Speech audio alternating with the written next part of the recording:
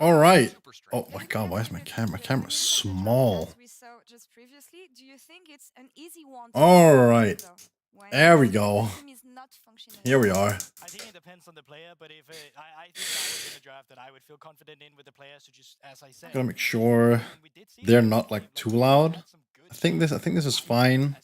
I hope they can still be heard, because I want the casters also to, or these like people to also be heard, but I don't want them to be too loud. So it might be problematic when I'm also talking. Might have to figure something out about this, like the volume.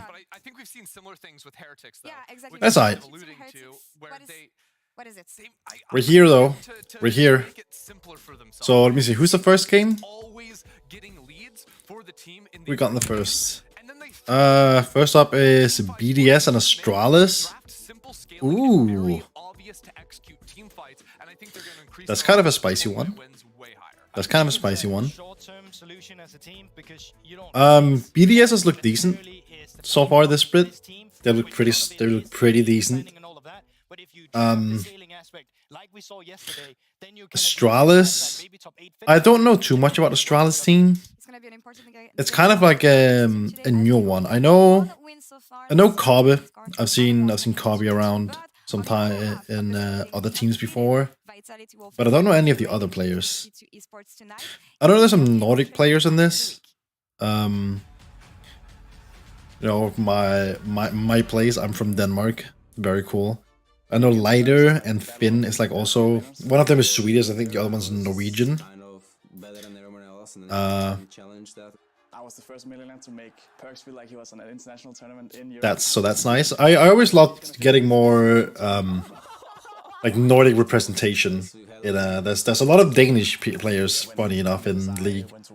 I was never very good. I used to be decent way back, but these days I'm awful at the game. This is like my region right now. But I enjoy watching the pro scene. I'm watching it in esports. I think it's a lot of fun. I have his team with all the trophies, and he has to prove himself if he wants to challenge. Yeah, this is like, I think this is like a throwback. So we were getting like a throwback matchup. It's like one of the later ones today. G2 Vitality, because I know way back on G2 at some point, I'm pretty sure Perks was in G2. Playing as AD carry back then, I think. So I know they used to be in the same team, but now they're about to face each other in the mid lane, which is nothing new. We've seen that before last season, or like throughout last year. But here we go again. One more time, they're gonna run it back in the mid lane, which is always a little bit fun. We're also gonna have a matchup of the stinkers, as I would call it, today. Fnatic's been on a decline this year so far. They've fallen off. They are just not. They just can't get into the groove. They're just. I feel like they're stuck doing picks that are slightly like uncomfortable for them, but because they're meta, they feel like they have to do it. Which is a bit of a shame. Like I saw yesterday, the Reckless and I don't remember who the new support is. They're playing Lux Caitlyn, which I don't think that's a type of like lane that Reckless likes to play. But they just kind of like, in a way, like push him into it, which is a bit. Feels a bit weird and annoying, but it's what they feel. I think it's what they feel like they have to do. Just because that's how the meta is looking.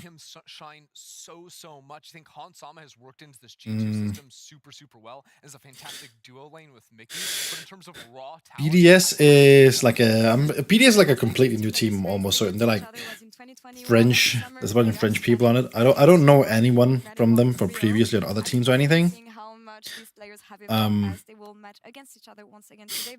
But they've been performing pretty decently throughout the winter split, and then they're also doing pretty solid here.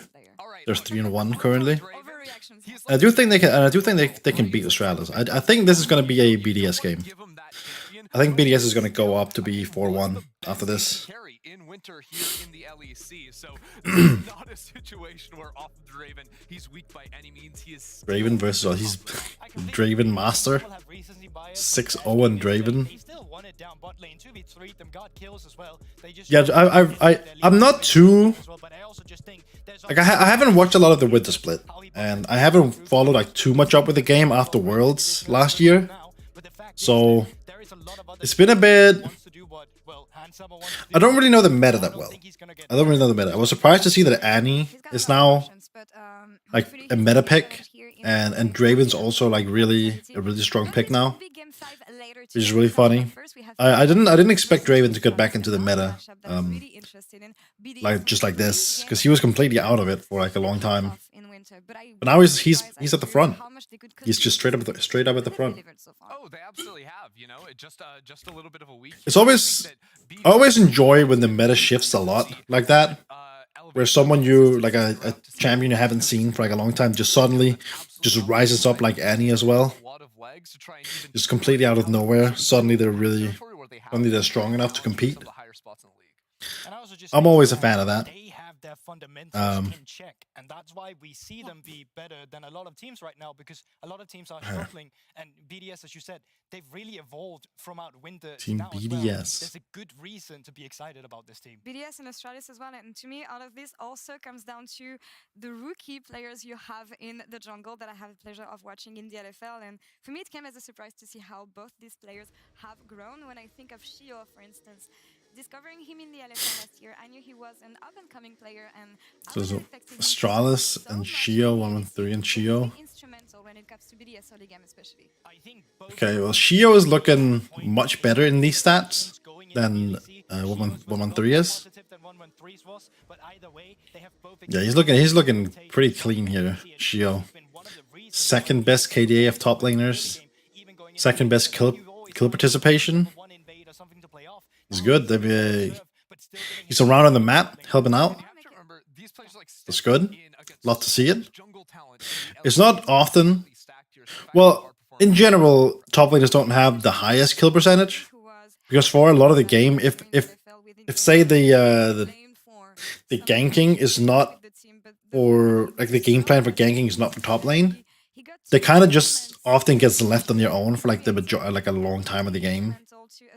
Like maybe up until like 15-16 minutes, they're just like by themselves in solo. So get it. High kill participation is a bit difficult sometimes for top laners in general, especially if you're the one that's a little bit ahead in farming. I feel like if you're a bit ahead in farming, it's more normal that you'll be dragged, or the opposing team will be ganking than yourself. This was the Fnatic BDS yesterday. This was a surprisingly close game for like a long time of it. Stratus versus Koi. Ooh, Elise? I haven't seen Elise. Also, I love seeing Zeri. I think Zeri is a really cool champion. It's Crowny and Kabi. The ADCs. Damn. That's a gap here. That's a big gap here. Best kill participation on Crowny in the spring split so far. But it still is a AD carry who's really willing to take the resources of his team and really carry the game with them. Yeah, and we'll see if BDS can keep their win streak going and move to 4 wins in a row now. Let's find out with the forecaster pair of the day, Dagda and Quickshot. Take it away. Thank you so much. So we'll find out if that win streak can continue. Welcome to the caster desk. My name is Quickshot, and I am joined by Dagda. And I want to it's the homie Quickshot. He's here. He's here. These days. Absolute sellout. I'd only be a sellout if I had, a link. You can wear this exact hoodie if you go to lec.gg/sheets. Come on, you were in the ad. Yeah, you've already been but I'm done now. That's it. Now I get to fair enough. I mean, I have heard that it's Gotta get the pluck through. Understandable. We should call the manager up. Let her know. You know, Yeah. Dagda, he's the guy. I'm All ready. Right, turn right attention. BDS taking on Astralis Picks and Bans. Two of these teams' unique approaches to draft. Just before the music drops, what do you want to see? All right, let's see. Phenomenal match. I want to see these two just bang each other. I want to see action. I want to see it fast. I'm not sure. Like I'm a lot of these players are very new to me in the spring split in general, so I'm not very well versed in what they like to play in this meta and what they don't like to play yet. So I'm not gonna be good in predicting bans and picks that well. We have now a couple of minutes of time. Well, I would imagine Draven to be banned by BDS. Pulling out some unique picks. I think Elise banned. Ooh. Blitzcrank for Labrov was a great Jarvan. Okay. Everybody knows Caitlyn. champion pool. Astralis with leader. We know they have Varus. Oh, they're going on the. They are. Astralis is locking down the AD carries. Yeah, I think for Astralis, definitely going to BDS is locking down the junglers and another AD carry. Ooh, they're really Astralis are a team that likes really focusing on the AD carries here. into short range dive compositions. And one of the big things that we're actually talking to Treats Draven's still open. we're kind of surprised to see them still I'm guessing. Ooh. or even the Jace ban that we I was say Astralis could. they want to play for all in. So trying to remove things like the Gragas or the Zaya, they struggle to Ari? should be their big focus. Now the Zaya is taken off by BDS. I feel like if they pick Ari now, I'm pretty sure Astralis, considering what we saw before both Zaya and Gragas with Kobe and playing appeal to champions. Oh, Shio and 113 are the junglers, not top laners. Excuse me, sorry for the stop earlier. I was not aware that they were the junglers. I thought they were the top laners. Oh boy. They could pick Draven here. Astralis. They showed the stats for Kobe on his Draven, being 6-0. Would make sense to pick him now. Annie makes sense too. Annie's also open. It's probably not going to be. Oh, they could do Draven now. Guess it depends how many. Okay, Zeri. Okay. Interesting. No Draven. So whether or not that's going to be Zeri, Annie in the bottom lane, or if Leader will run that in the mid remains to be seen, but already in that style. Aurelia. Aurelia is just always here. She wasn't that prevalent at Worlds last year. Actually, we didn't see her a whole lot. Ooh, Jinx. Nice. I like me some Jinx. Nautilus. Nautilus Jinx, a good combo. Good synergy on those two. Also, they have a lot of frontline already, BDS. Big frontliners. I could see them go with like a carry top laner. For sure, like Jace maybe. Because they got some beefy boys up in the front. I could definitely see something like glass cannon-ish for top lane. Okay, we got more bans. So they're both missing top laners. And then BDS is missing mid, and Astralis is missing the support. Okay, they got rid of the Aurelia. Olaf got rid of. To be perfectly honest, you want something that's going to help you close the gap, especially with how short range your comp is, but also something that provides some sort of front line. Because I look at how beefy the team fighting already is on BDS. I don't know which kind of mid laners are good against Annie. Maybe Victor. Maybe Victor's too low range. Ooh, the Darius ban. Okay. The Darius ban. That's kind of a spicy one.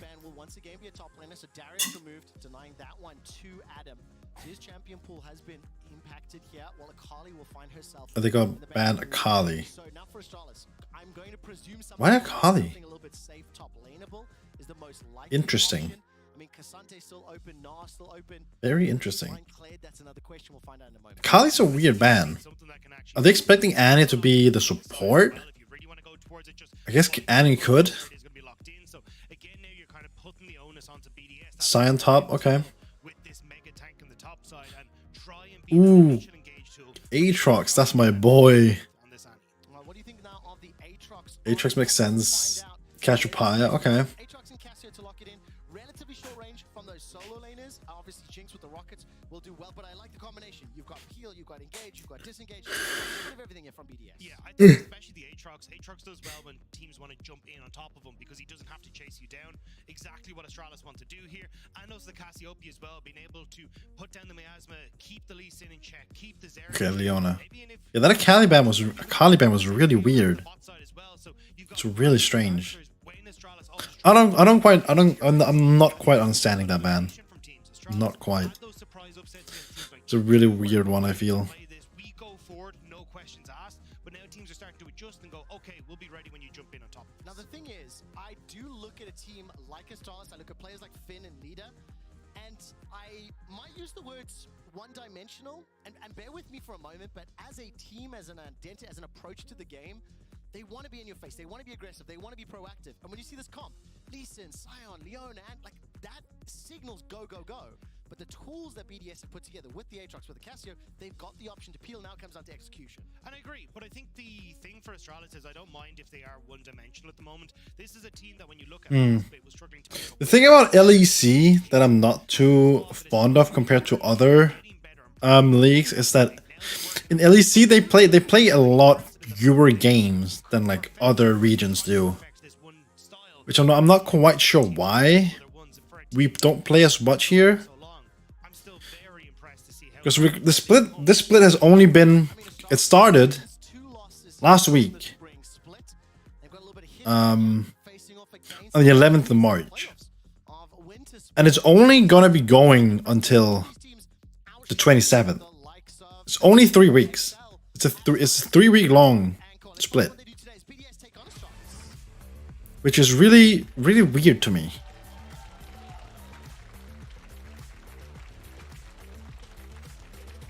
I don't quite get it.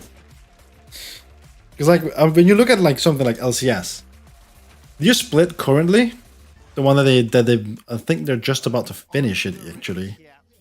They played like 20 games total, like each team.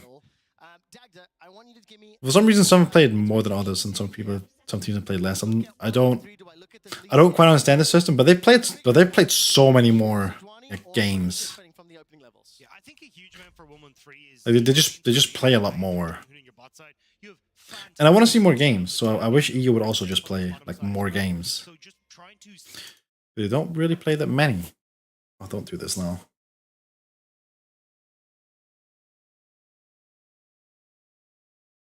Just become that mega tank. So there we go. to later from Vachio. There we go. Alright, ooh, BDS not gonna go flash away. Ooh.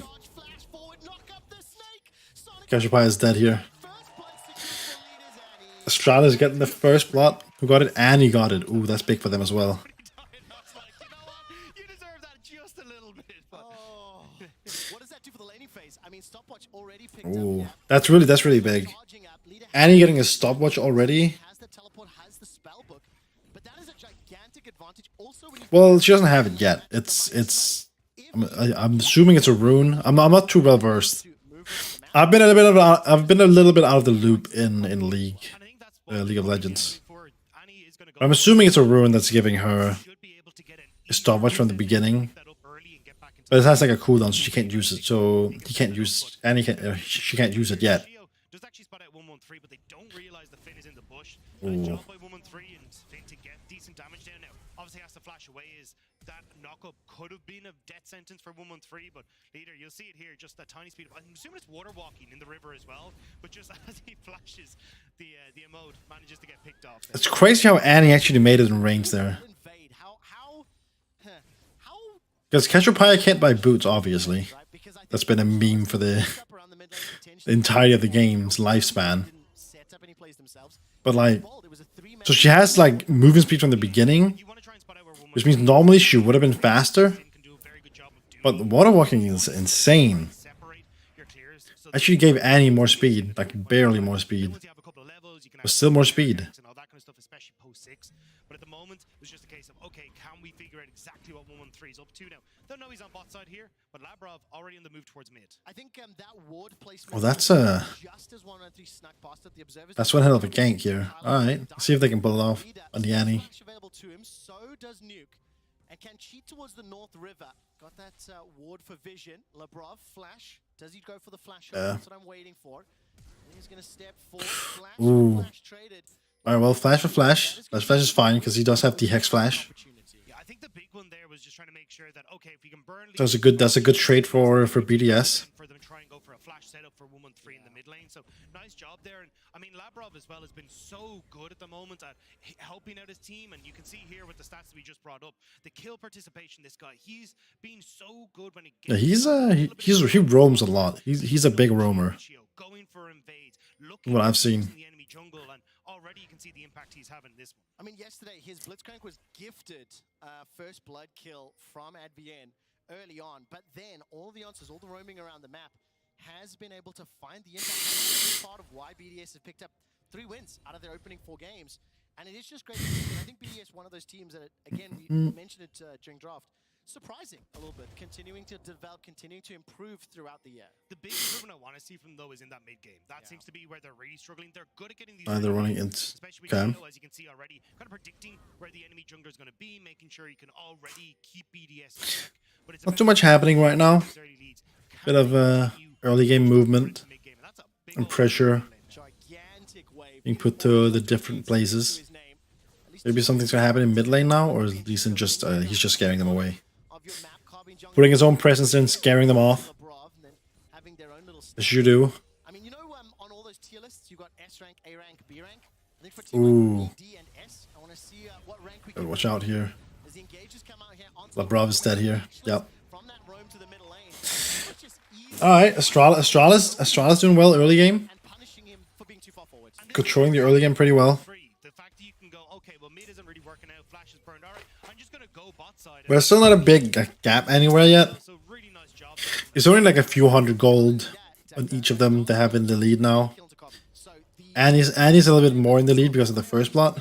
They can do well with gold, but And now Zeri got a kill, which also brings Zeri a little bit in the lead. and they're in a good position for now. The only lane Ooh. going for BDS is Adam in the top lane, plus 10 on Finn's Scion, as is to be expected. Sion's gonna have to recall here, But looks exactly like, what and then Astralis teleport wanted. back most likely. No flash on leader. Tibbers is available to him, 3-man Does teleport gone? a moment or two away. Ooh, here we go. Backwards, the passive boop, the flail forward, the Zenith There we go. They got Annie. All of a sudden, Younghoon's in trouble. He committed that flash just a little earlier.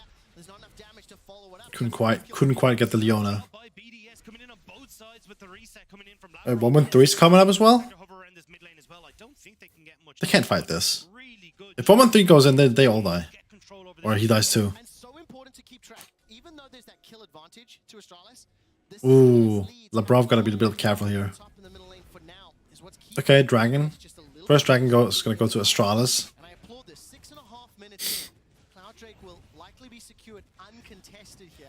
So it's Yeah, there's gonna be no contest. They pick up a second. So Johnny or Shia was in top lane and he's recalling. The first neutral in the Dragon. It's gonna be no. Team like Astralis that wants to have that It's gonna be no contest here for the Dragon. They're already 113 is gonna secure that easily for this or Astralis. More of these kills, 'cause it's kind of the upside and the downside of Annie in this position is Labrov's just kind of chilling with his Hex Flash. She's also incredibly vulnerable, as we already saw, if BDS are able to get Labrov involved. So I think Jonghoon, unfortunately, just a little bit late on the rotation there to help out, but we'll need to keep track of where Labrov is and match a lot of these roams if he hopes to have a good time here. I mean, I really like the first 7 minutes. Ooh, Finn's being brought a bit low Look at their, over in the top lane. little snapshot of their early game. Yeah, Finn's losing all the fight. Sion is Is also low. not quite ideal to lane against Ball Lee and their wins are Aatrox. balled on in So the Aatrox pick makes a lot of sense. comp really needed to have those early punches as well. Yeah, and I mean, that's just Astralis in a nutshell, right? Yes. They want to throw punches early. They want to make sure that they're actually finding these skirmishes and winning them. And I think the big example that we saw was like against Mad Lions, right? Where they tried to go for these early fights and Ooh. got beaten back, and that caused them issues. Now, 113 hovering for an invade, but I think this is more to try and spot out where Shio is. That the ward being hit there will give it away, though. Yeah, and of course, look at the roam now. Jonghoon and Leader already in the Oh, Shio's gonna watch out here. This is 4 members of Astralis. I think Shio might. Flank 2. Oh, Shio's got the prison no, Shio's fine. Oh, come on. available to him. Okay. 113 will be stopped despite the dive forward. Alright, that's gonna be. They're gonna. Oh, no, no Herald, no Herald. And with Herald just spawning up, They're not going for the Herald. they're looking for an opportunity, and Adam is going to use that Q forward. Goes down the world, and pulled backwards by Finn's unstoppable onslaught. Sonic wave, red strike. Ooh, Backwards. that was clean. Find their third That was clean. A little funky towards the end, but it worked. That was really clean. Astralis now get the kill, and that should Well be timed. over this top side for Rip. Really, really well timed. Having used his own ultimate as well, but are going to back away for the moment with Jonghoon still hovering here mid. It felt a little bit like ping pong, a little bit like the old school 1980s Pong games with all the CC from Sion, from Lee Sin, from Aatrox. And ultimately, it's the kill for Astralis. Copy's Ooh. all the way forward. He's flashed for this. Crownie's used the cleanse, used the flash below 100. One more shot's needed, and Copy. Damn, the solo kill. Astralis kind of controlling the game here. He has been so good. Him and Jonghoon getting the 2v2. Sari for me is one of those. She's really annoying to play as because the auto attack is basically on her Q. So you just end up like absolutely spam clicking Q throughout the whole game, and it's really annoying. I don't like playing as Zeri. But they do get Rift Herald on BDS, so that they're not too far behind. They can get some gold back with it. It's only bot lane that's like really far behind now. It's like a little bit more than 1,000 gold behind. But Aatrox looking good. Aatrox still looking good. Junglers are even. And if that Zeri is unlocked with cleanse and flash, it's going to be very hard to hold him in place. He can dominate Mid lane's the basically even. Yes, there is well. Not really much of a change. And supports is also basically even. So it's still a very even match so far. It's a good one.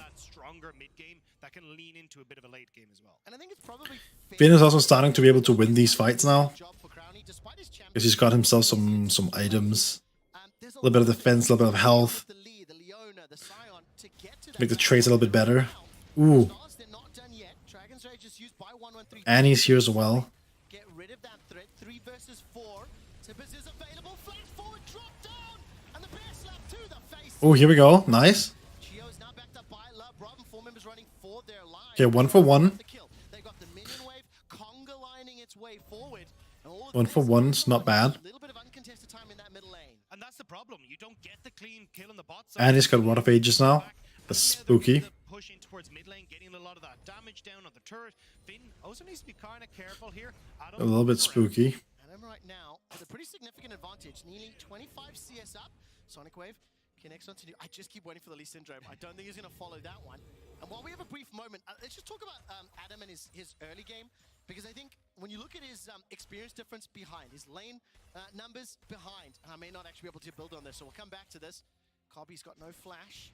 Shio, Prison is on cooldown. Dredgeline connects, and I think Cobby's in a lot of trouble here. We'll be able to hop over. That was really weird. Oh, TP coming in. They want to turn this. Jonghoon doesn't have the ult though, and it's a bit of a trek. Oh, here we go. Sion going all the way forward. Crownie is flashless. The Zen Oh, yeah, it's dead. once again, the third time. And Jonghoon lives. And Jonghoon lives. Popping off. BDS, this bot lane doesn't exist. Yeah, Zeri. Corby's getting really far ahead here. Time, and I feel bad for Crownie. I don't think he's got the play League of Legends. Corby's getting really, really far ahead. Opposite of yesterday, where that Jinx blitz Almost 2,000 gold ahead of Crownie now. time around. I mean, look at this. But rough. Beautiful finishes. Here comes the That was a good teleport though. Good gank. Good little gank here. Good Zenith blade immediately into the ultimate coming through from Finn, and Labrov, he already knows he's done for. That shield is such a long cooldown at these early stages. man. So that means that But they will take the top lane tower, the top tower, which is also the first tower in the game. we'll secure the first So that's good. That's good money. That's good money making back here. possibility. Cobby's got the bloodline available. Shio flashes to safety. Adam does have that bit. And now the lane swap is coming. Shio, but I don't know if it's going to be enough to control these next few. To put these two up in the top. Because Astralis have got that, early advantage itemization wise for both leader and Cobby. And it's going to be a case of seeing, okay, well, how can Leader try and set up a lot of these fights alongside Finn, kind of being that follow-up, because it is very Wombo-esque when you look towards Jonghoon, Leader, Finn, and then kind of having Kobby lend in towards that, I'm going to be the DPS at these later stages. I think he still has a little bit of ways to go, Kobby, before he becomes that true Zeri monster, but you can already see he's doing God. a fairly decent amount. They have fought each other a lot in the top lane. Look at how much damage they've both done already. They just keep fighting. But serious damage is crazy. Hence their numbers being somewhat inflated, but I think what'll be more intriguing to see play out is how on earth BDS try to contain Kobby. 3-0-2.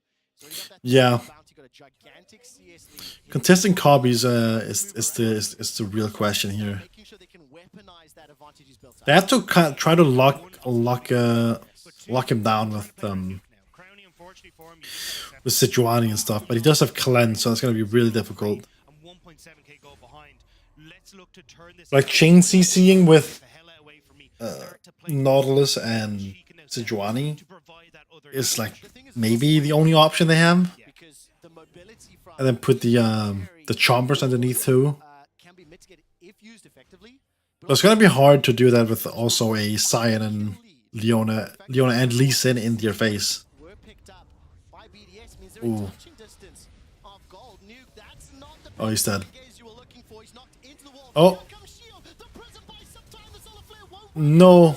1-1-3 with the backup of Jonghoon and themselves. Not enough. And Shield That's unfortunate. able to save his mid laner's life. I mean, Dagda, Not quite. It's not quite enough. said, let's kill him. As Adam picks a fight that maybe he doesn't want to. Adam misses. He whiffs. You did this yesterday as well. Straight up whiffs. Well, might need a bit more. Oh, here we go. He's going for it. Leader waiting for those cooldowns, running a little bit low on mana. Umbral chains goes out. The third Q not gonna connect just yet. Stopwatch has been dropped. No Ooh, good timing. picks up the solo onto Leader. There we go. That's a shutdown as well. Is it? No, it's not shutdown. Was Tibbers actually hitting Adam or was he farming? I wasn't looking. I wasn't looking at that either. That was a good, clean solo kill. That's the one player that Easy, clean solo kill. And maybe you have an opportunity then if Adam can find these big flanks to step up and be that carry. But I love the how Astralis are trying to punish BDS in these side lanes. You look towards the bot side, Tower. towards Nuke, and Tower for Astralis. what we've seen from Astralis is they're a team that loves to go, okay, we're just going to drop a side lane, play off 2 lanes and look for a pick, and they're doing it. are looking for Crownie. Ward Hop will at least force the flash. And the smiling bee comes out. It was a bluff. He doesn't even have kick. There we go. That was so good. He gets the flash out of Crownie just because he doesn't quite have the timing down. Next match is Excel versus Mad. Up towards his top side, and you can see the ball belongs to Astralis. That's That so should many words for this be in a minute's time. a Mad win, but they also haven't been really too hot this 8 kills to 3. this split. Yes. Nuke and Crownie are behind, but the tools They've been finding it difficult. They've been having difficulties getting into the groove, I think. they can mitigate that small A bit of advantage. struggles. The question I'm going to ask you, Dak, is how do you want to see these team fights play out? We're a minute till Dragon. But so has Excel has also struggled a bit. This split, so I think Mad is still gonna win it. But we'll get to that conversation when it's time for that. You're at least getting something back, but I think in a straight up brawl, right? You don't even have a mythic complete onto and you've got a Rod of Ages that's stacking. You don't have the damage. Man, Unless Adam pulls a miracle play out of his back pockets. a little bit tired today. Ooh. Start to fight themselves. Finn, level 11, will start to charge up that decimating smash. Nuke is in the bottom lane. No Might teleport force him to get back here a bit. He's pushed that wave into the tower, and Astralis went fishing, unable to. Because Pais hasn't completed the tier yet. For a fight, yeah. Astralis is sticking around. BDS may pull the trigger, but it could be problematic. Yeah, I don't know if BDS really want to go for this. Astralis I think trying to everyone save it so they can move on the map is ult right now. That could be a big fight coming soon for this dragon. into this blind, and Crownie resetting. BDS are going to pull away. Such a great call, Dagda. If BDS pulls away and takes the tower instead. Okay. Is giving them the advantage. You'll be trading Dragon number 3 for the Herald. Thank you, Berlin. Lebrav and the rest of BDS now need to back out without being caught. Younghoon holds. Oh, they didn't get it. Tower stands. They didn't get the tower. Ooh, that's... Slow down any of the. They could have put the trigger on some sort of fight there for sure, because You can step into the jungle a it little was only Leona, Cyan, and Annie that was around. Crownie pretty much wins. They could have tried to go for like a pick. Range, and he's got the extra push as well. Just But they're really just making should be able to get They really want the Cassiopeia to, or knock here. Is that how you're gonna say it? Knock, nuke, nuke, knock, bro. They really want him to farm up here. Which makes sense. Which just makes sense. They're waiting for that rod as well to really start to really stack up too. Dead even with leader Zanny. The advantage that Adam has over Finn is obviously negated by what Cobby has over Crownie. So it comes down to There you can see it. and I keep going back to something you mentioned about Aatrox. So Warden red buff. Draft actor that Adam's Aatrox, and as a champion, you kind of want people to jump on you. You kind of want to be falling back so you can use your Qs They're setting up for. to your advantage. They're getting top river control right now. In potential team fights, having a lot of pressure. Essentially trying to get ready for Baron in about Get excited and then use 90 second time. to dish out the AoE. Also, if you can just find these massive flanks, they are going to be so crucial. Like, if he's able to flash in on towards Cobby, well, there's 90% of your DPS gone in a second. So I think that's what Adam's eyes are going to be set on, is how can I get past Finn in these fights and get access to people like Cobby. He's got the teleport, he's got the flash, he's got the level advantage. The vision is shallow for now. Couple of wards in the river, and obviously BDS have been pushed backwards, and Astralis, they're not going to give BDS the time to breathe or the space to breathe, because again, look at this. Sieging for the mid lane, they immediately... Okay, that's another tower gone. Their second tower, they've defended their own middle... The gold is still surprisingly very even, like throughout the whole thing. It's really still just the Zeri that's quite far ahead. Cobby's really far ahead. But that's the only thing really. Everyone else is very even in gold. Aatrox is ahead a bit, but due to his farm, he's almost already on 200. Zeri is also almost already on 200. He pushed in bot, immediately rotates in towards mid lane, and they're just trying to get off of one side of the map and catch people out. And we saw there, Cobby just catching that wave mid. He's down Alright, there's the Baron spawn. up 2 levels over Crownie. BDS, they're playing the baiting game. They made it to 20 minutes. He's available. He's in the bottom lane. 1, 2, 3. That's all 5 members of Astralis making their way up top. Just Trying to set up for like a pick here, maybe. Trying to get a pick of sorts. What are they doing?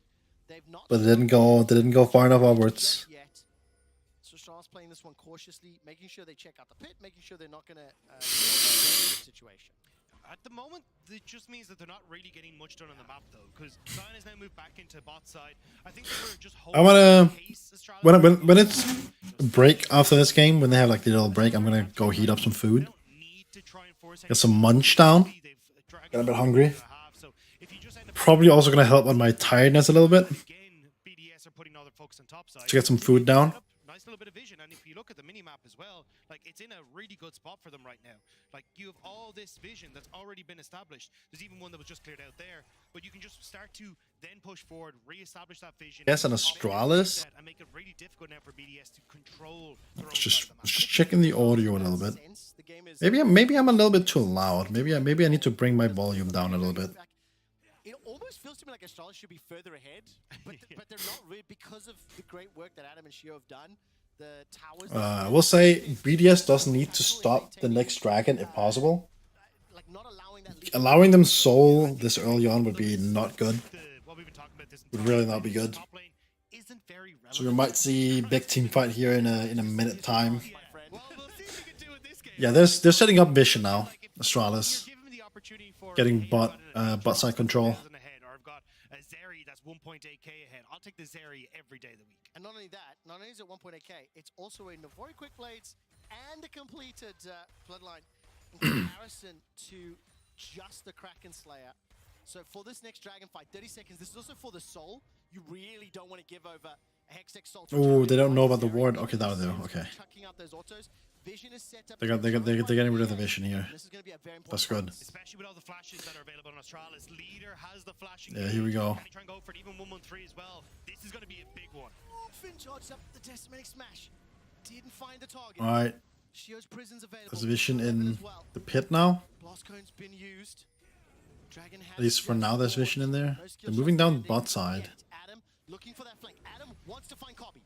Adam wants to stop Cobby from using that burst. Alright, there we go. The dragon has been leashed. There we go. Leader, though, he hasn't been spotted. This is the problem with BDS coming in blind. He's been hiding around the corner and they have no idea.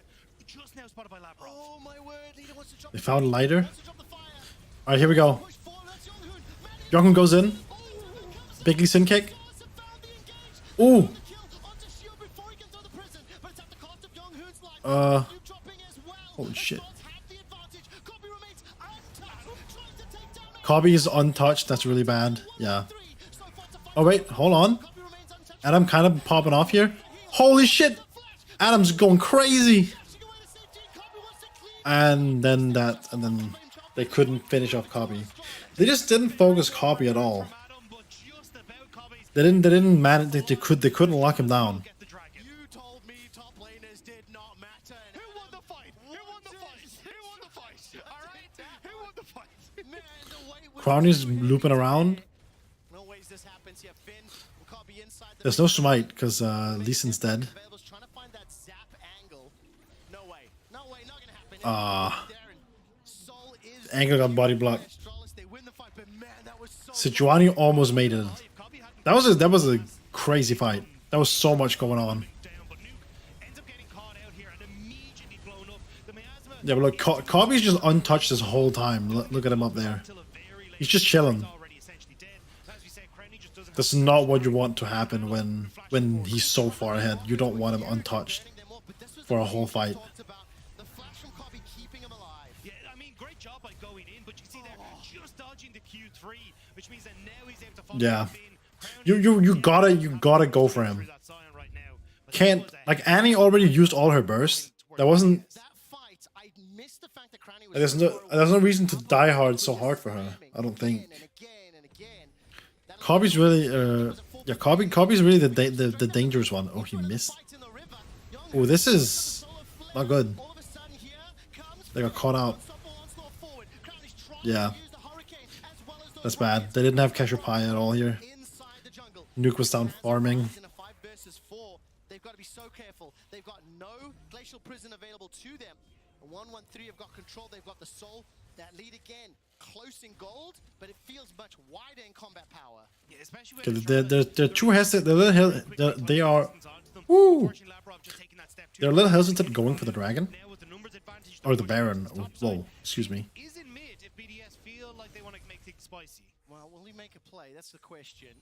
They seem a little hesitant. Astralis a little hesitant to go for Only 2 like some big pushes. but 19 kills and But they will go for the top. They will get the top tower here. It seems.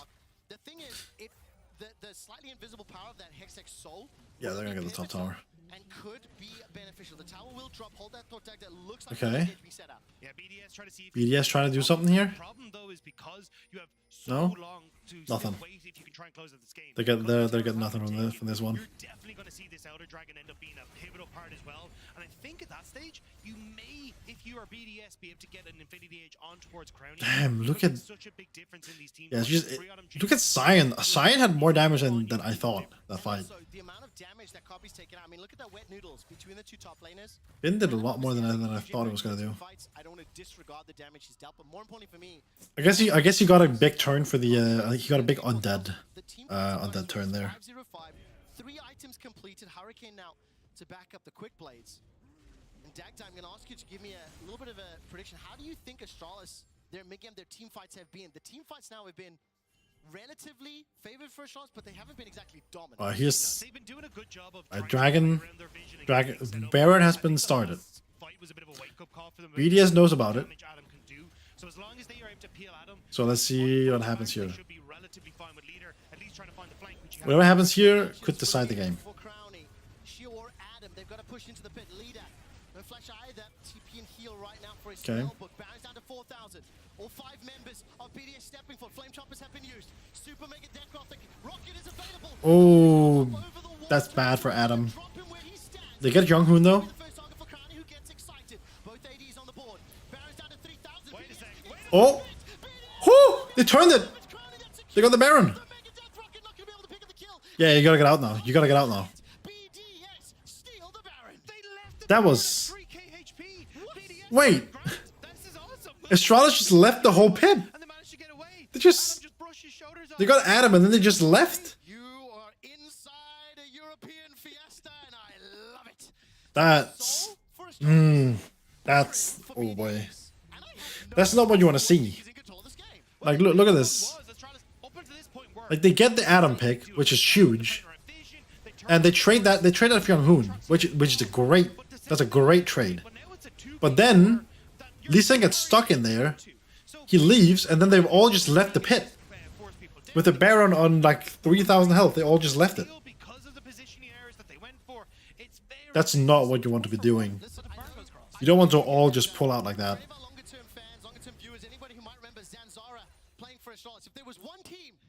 BDS right back in.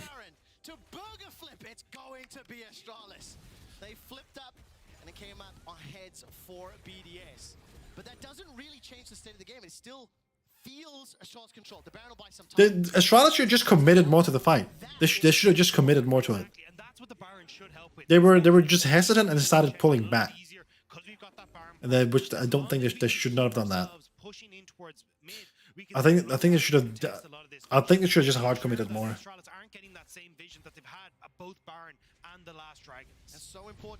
Yeah, they're right next to each other in the standings. The Spring splits. Tomorrow 6, and there's only 3 more. Top 8 advance to groups. Astralis looking to pick up a win here. Sit at 3-2.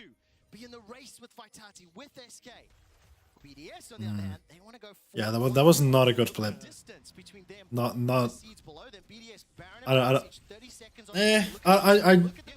I don't agree with pulling back from that. They should have. Oh wait, are they base racing? Is this actual? Is this an actual base race? Hold on. Super minions now in the middle lane. BDS want to escape with their life. Recalls being channeled here. 10 seconds for Elder. Dagda is very disappointed in Astralis' call. That was not a good call for Astralis. They either the call is to go back in time to hold the turret, or you gotta hard commit. You gotta hard commit to the and then trade inhibs. But then they only half committed and then pull back. They're playing really. They have commitment issues. Astralis has commitment issues. Alright, here we go. The fight begins. Ooh, it's hard to see how its favorite's going for here. It's going in Astralis' favor. Ooh, Kobe went a little too close there. They're not being forced out. And now they're conceding the Elder Dragon. Oh, here we go. Adam coming back, full HP. Looks like he's still hovering around, wants to see if he can make the hero play. Doesn't know, though. I don't think there's one ward in there. Can he try and get in? No, he's going to back away. They're giving up the Elder Dragon. And BDS gets the top tower. Oh, it's all falling apart for Astralis. The late game's falling apart. Were they delaying the Elder Dragon? Why are they delaying?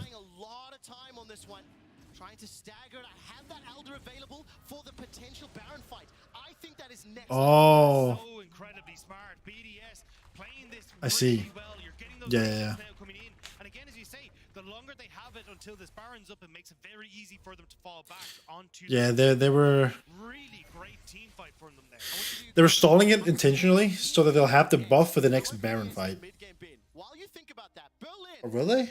do you think BDS? Or I guess maybe setting up for the next Baron fight will be easier. That took a while. Not the most convincing. Berlin, do you think Astralis will win this game? Okay. Ooh. So on that scale, They still believe in Astralis in the studio, huh? I mean, this is kind of tough. Elder Dragon definitely skews things very heavily in favor of BDS. Even the fact you've got these Yeah, Elder Dragon is ridiculously strong. It's gonna be tough for Astralis to overcome that. As long as they're able to set them up correctly, and this is where now, although Finn is a mega tank in the front line, Leader just isn't providing as much damage. They need to blow up Nuke or Crowning to start these fights. Yeah. Baron. Yeah. They'll have this. and I want to thank Berlin for this. After asking the question, They were stalling it so they'll have the buff for the Baron fight because Baron's up in 45 seconds. control to BDS, And now they're just. giving them the advantage, so Ooh. to speak, which is why I think local audience here is leaning a little bit to Astralis. But this is the thing. They're actually doing a top lane push. Trying to do a push, top lane push first. Stopwatch for Crownie as well. You have to try and blow these guys up, but it's so Crownie hard got when okay they're stopwatches. There's 4 stopwatches around. No, 5. BDS got 3 stopwatches. They have a new Crownie and Labrob. It's 10 seconds to Baron, and they're setting up the vision. And what a beautiful revenge this would be for BDS. Astralis knocks them out in playoffs from Winter, and now in the regular season, they're going to see if they can try and right those wrongs. Baron is up and available. Alright, here we go. The Baron has been started immediately. No hesitation. It's already on 7. Already on 6,000. They're stopping the burn a little bit. Alright, going back to it. It's on 4,000.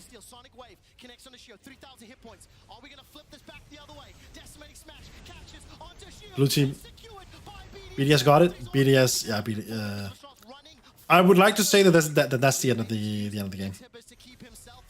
I don't know, but I would like to say it is the end of the game with that. Ooh, Cassiopeia is coming here. Huge. Oh my god, that's massive. Oh, Leona, Jonghyun down. Copy down. Lighter's down. Finn's also down. That's GG. BDS pulled it back from the brink of losing. A classic EU throw by Astralis. You hate to see it. If it, we gotta EU. Come on, we gotta stop with the throwing. Jesus Christ, stop throwing the games. God damn. We can't allow these throws to happen. We can't allow it. Alright. It's gonna go on break in a little while, and there's gonna be music. And that music is copyright strict. So I am gonna have to mute the desktop audio while I go. Hey, what's happening? Oh my god. How have I not noticed this whole time?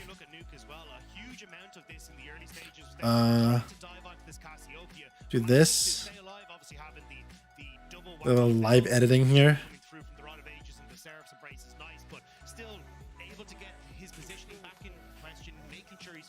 That's not the one I was wanting to move. What's this? But there was a damage disparity when you look at Down. Casio Jinx in contrast to Annie Zeri. I'm gonna go out of the. It mean that for BDS they needed to have sorry, for Astralis they needed to have that early. There we go. They needed to be proactive. They need to find the pick and then overwhelm their opponents. And once they weren't able to find that pick, just the There we go. That's a lot better. anywhere near equivalent to what a Casio Okay, was. back in there. Incredibly well. If you look at how they set up those first few fights, it was all to set Why up does it right? keep- Get those flash engages, make sure that he's not being spotted early and can get into good positions. The problem was though that Baron fight when they Alright, I'm having some issues here with the camera for some reason. The face cam. for BDS, which they can then fall back for Elder. It keeps like. really smart play from BDS to turn that one back. And that means at this halfway point, BDS are 4-1 in the season. I don't know if we See, see here looks good. Maybe a little bit to the left, to the right.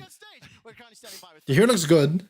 Thank you very much, guys. It's such a privilege to get to talk to you. Um, Such a fantastic game on And then we lock it, and it still looks good, and then we put it into the folder. And then it moves. Why does it move? We're going to snowball you. So how did you turn it around? Yeah, I mean they got the Hextech Soul, which is really strong. It's really annoying. Scales very well, and then when we I'll try and delete this folder I have with the two. Oh, that's not, no. That's not what I wanted to do. start the game, and then it's always Put them out of the folder first. On Elder, pretty much anyone can win. Delete the So folder. it was pretty close, yeah. Were there any And then moments of panic on the try and move them comments together from again. Baron? Because it did look like you were not going to get the chance to scale. Yeah, I mean, I wouldn't say panic. We knew that we are in a bad spot and we need to just wait for our items and not take too many fights, which is a bad habit we kind of. Alright, so now Sometimes fighting it's lined up again. but, So now they can make a new group. managed to come back this game. Yeah. Add That's the a. common thing with a lot of teams. How are you working on that discipline? I mean, it's just where it is has it? to start in scrims, and I think the more you play and the more situations like this you encounter, on Add a stage, group. the better you get at actually. It was knowing called what to do, camera.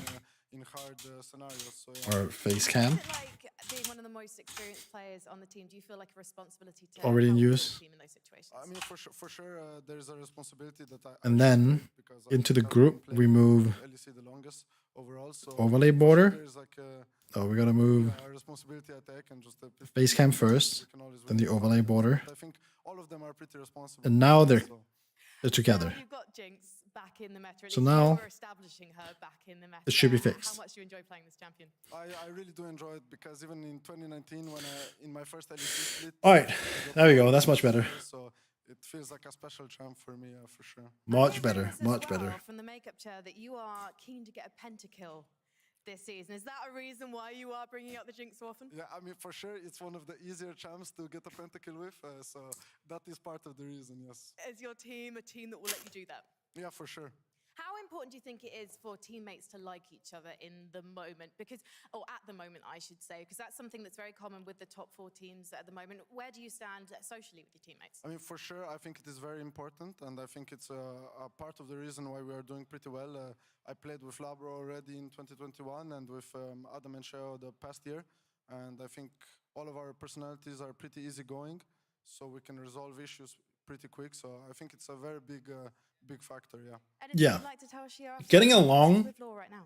with your teammates Just, like to is tell what I think I know is the- really the important match, when you it, know? in like professional Thank you games. very much, Dan. Congratulations Having on what you're tension gonna do tomorrow, but right now, between like go each back to other the desk. and maybe not being like good friends with each other is definitely will definitely hurt the overall playing the team have. Of course, he's getting ready to join us on the desk. But GB, what a fantastic game from. I'll stay here especially after a difficult until they Yes. put up the break screen with music and stuff. We have the champion, so Bonjour. I'll stay for the analysis. I can leave as well if you guys just want to Yeah, have a surrounded by French French dance, people. that's How are fine. you gonna? I am getting pretty hungry. It's gonna be fun. But I think as well, like seeing how the game played out, like you could clearly see that Astralis had a game plan as well. I think they had a read on BDS. You could see that already from the level 1 invade. It seems like that was something they anticipated. But also in the way that the game got played out, it at least seemed like, from my point of view, from the broad perspective, that BDS tried to shut down Leaders Any quite a bit with a lot of the resources, and Astralis was looking towards the bot lane more. I don't know how it was from your point of view. Yeah, I mean, we were kind of attacking Annie because Yeah. we thought she flashed in level 1. Yeah. But she didn't actually. No. So that's why Labrov flashed on him, but he had flash still. And then Labrov losing flash makes him die later, so they got us a bit. Some slippers here and there. We're gonna have a lot to talk about when it comes to the bot lane plays. But before that, I want to roll. Yeah, back top lane, the to bot lane was top really lane rough and for the bush. Top side. BDS. Getting ready, and I know that we've talked about how Astralis was just not able to game and convert create it into the they can set up. to the game. They did fine in mid game. They got all the drakes. They did all of that they needed to do. The red buff, because that's what you were going for here. Yeah, I But mean, converting all of that into like the late game with Baron and everything, they just couldn't. They but just they have couldn't silence, quite so do them it. can just stay in a bush and Q-spell me. So they anticipated, and well, I lost flash and it was kind of unlucky. So, as we just saw in the clip, there was a lot of bot lane action. Unfortunately, it wasn't bot lane action going in your favor. What was the mentality like as well? Because obviously you see like, oh, Crowny, you know, he keeps getting bullied even in the 1v1, but he manages to hold on and you just wait for these team fights. Was the call just wait for Drake fights, wait for objectives, and we'll try and out team fight them? I mean, we were kind of banned in early game, so we had still Aatrox Jinx reset, Yeah. team comp, I would say. So if Aatrox or Jinx get a reset in team fight, we can still clutch it. Like Adam played really well the team fight, so we managed to win them. Excuse me. Yeah, it's looking like a well-oiled machine for BDS. Now 4-game win streak. How do you reflect on the split you had so far, and how much different do you feel compared to Winter? I think I'm pretty happy right now Yeah. because we are winning a lot. But I think we are like way more chill on stage compared to last split. Like for me, it was my first split as well, so I was kind of nervous. But right now, I feel like it's just like when I play like home, so it's okay. I can handle it, and the game are just chiller, and you can just enjoy playing the game. Crowley on stage was talking about the Baron still from BDS GB, something we want to review here. Yeah, I definitely think so, because it still felt like, you know, Astralis, they're sitting there with Soul, they should be comfortable, they're starting it up. But I think this becomes really messy from Astralis' side, and then that gets complemented by the decision and decisiveness of Yeah, BDS. So they were really. I'd love to get your take on this team fight. I mean, I thought they would go for the 50-50 because Lee Sin can just like kick me, Leona can zone me, anyone could zone me. The problem here is They decided that to go into Adam, Astralis, and so they traded like Adam. looking closer, the real problem is not that they pulled back. Things happen, it's fine. We still got it. I mean, that was part of the problem because pulling back, they didn't pull back in the same direction. So it was not So they ended up getting split up. You misplayed that fight, or you outplayed them? Lee Sin was jumping back and forth on the wall. to be honest. That's fair. We had Kabi and Fair, and that is completely honest. Let's what's it see called? the last fight. in the We Annie had, won you the game. We had Crown walking and around like the underneath just now, but let's review the fight Baron, from his like down to the perspective. right here. See They how were around there, and then Finn was up made all above. this happen. What So is they split up too much, so they couldn't re-engage from that, because we know that usually it's or the player like dealing the damage that's gonna make the do shot. much about the Baron being taken. I mean, not This fight really, was like, clean from BDS. This was such a clean fight. a bit. Yeah. So Locking on the Sari there, very hook big, people, we just as hooked they needed to do. and then, it was 5v4. Finn's dead, We kinda just and then Lighter, all is left, because there is like goes the down as well. carry. Easy, clean fight, When you look at composition, oh, and yeah, let's review the fight from super Crown's clean fight. perspective.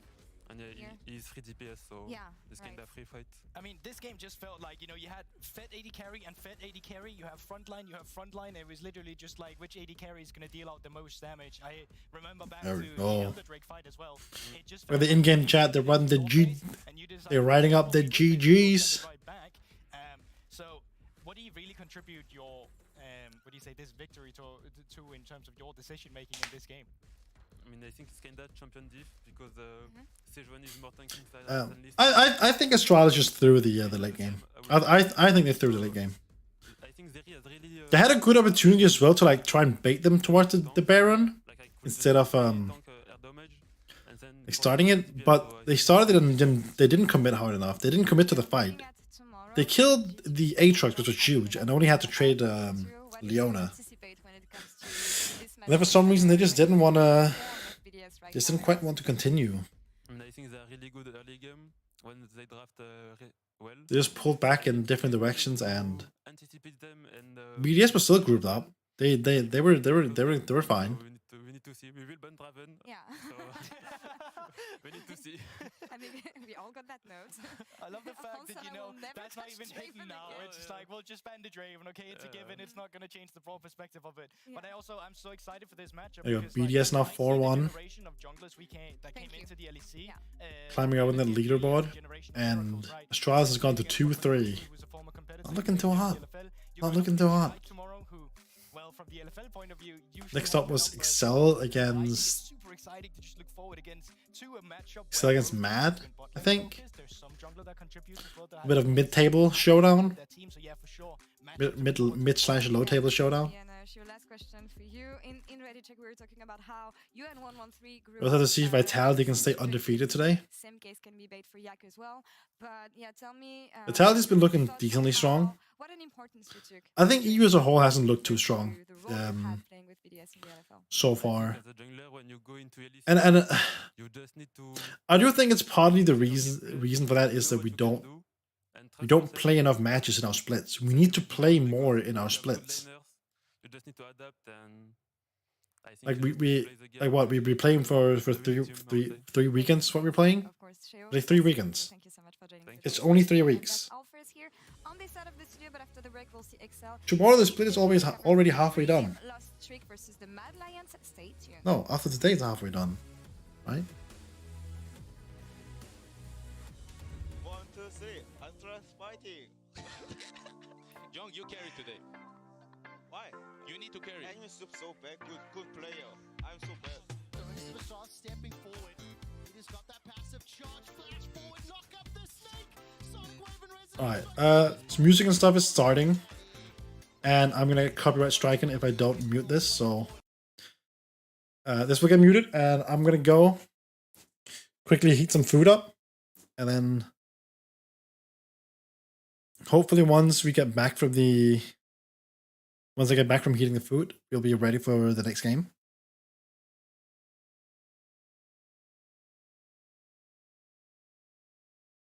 Very nice. We got the highlight reels going.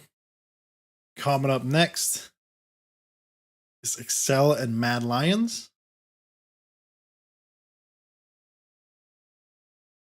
All right. All right.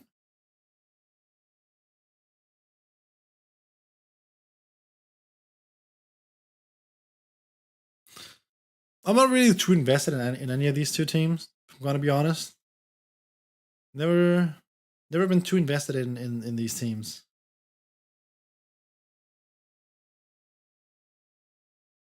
All right, but here we go. Yep, the ad break for them is starting. I'm gonna go heat up my food. So I'll see you guys. I'll see see you guys in a bit.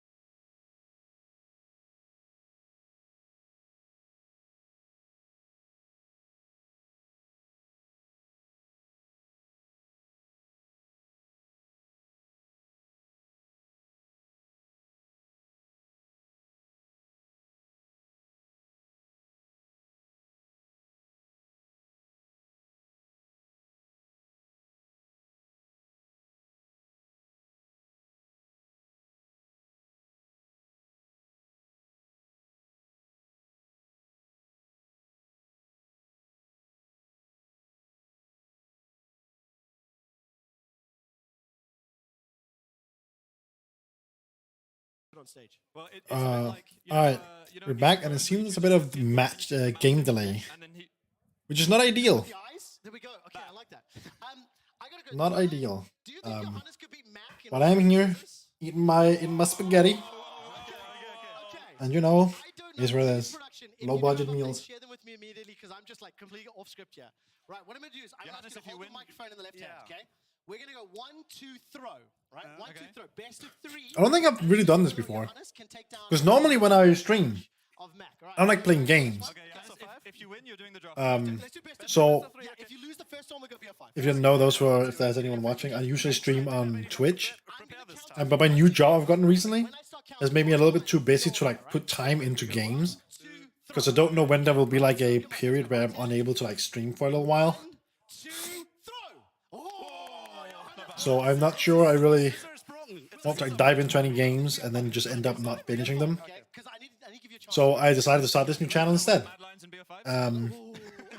Because it's a little bit easier to Lions is gonna win either way. Like, we can't lose. sit and watch 2, throw. watch games from, He's too good. you know, I can see Dagda's got the coach mic on. Can you tell or watch You're fine. You're Dagda, good. can you tell the team that their coach sucks at rock, paper, scissors? They already know. Pass It's on the okay. They note won't that be Max surprised. sucks at rock, paper, scissors. They won't be surprised. like it's a lot easier to just All right, for the potential 3-0, potential clean sweep. to All right. watch content instead of being able to play. Because I don't have to really commit to like any single game 2, throw. for a period of time.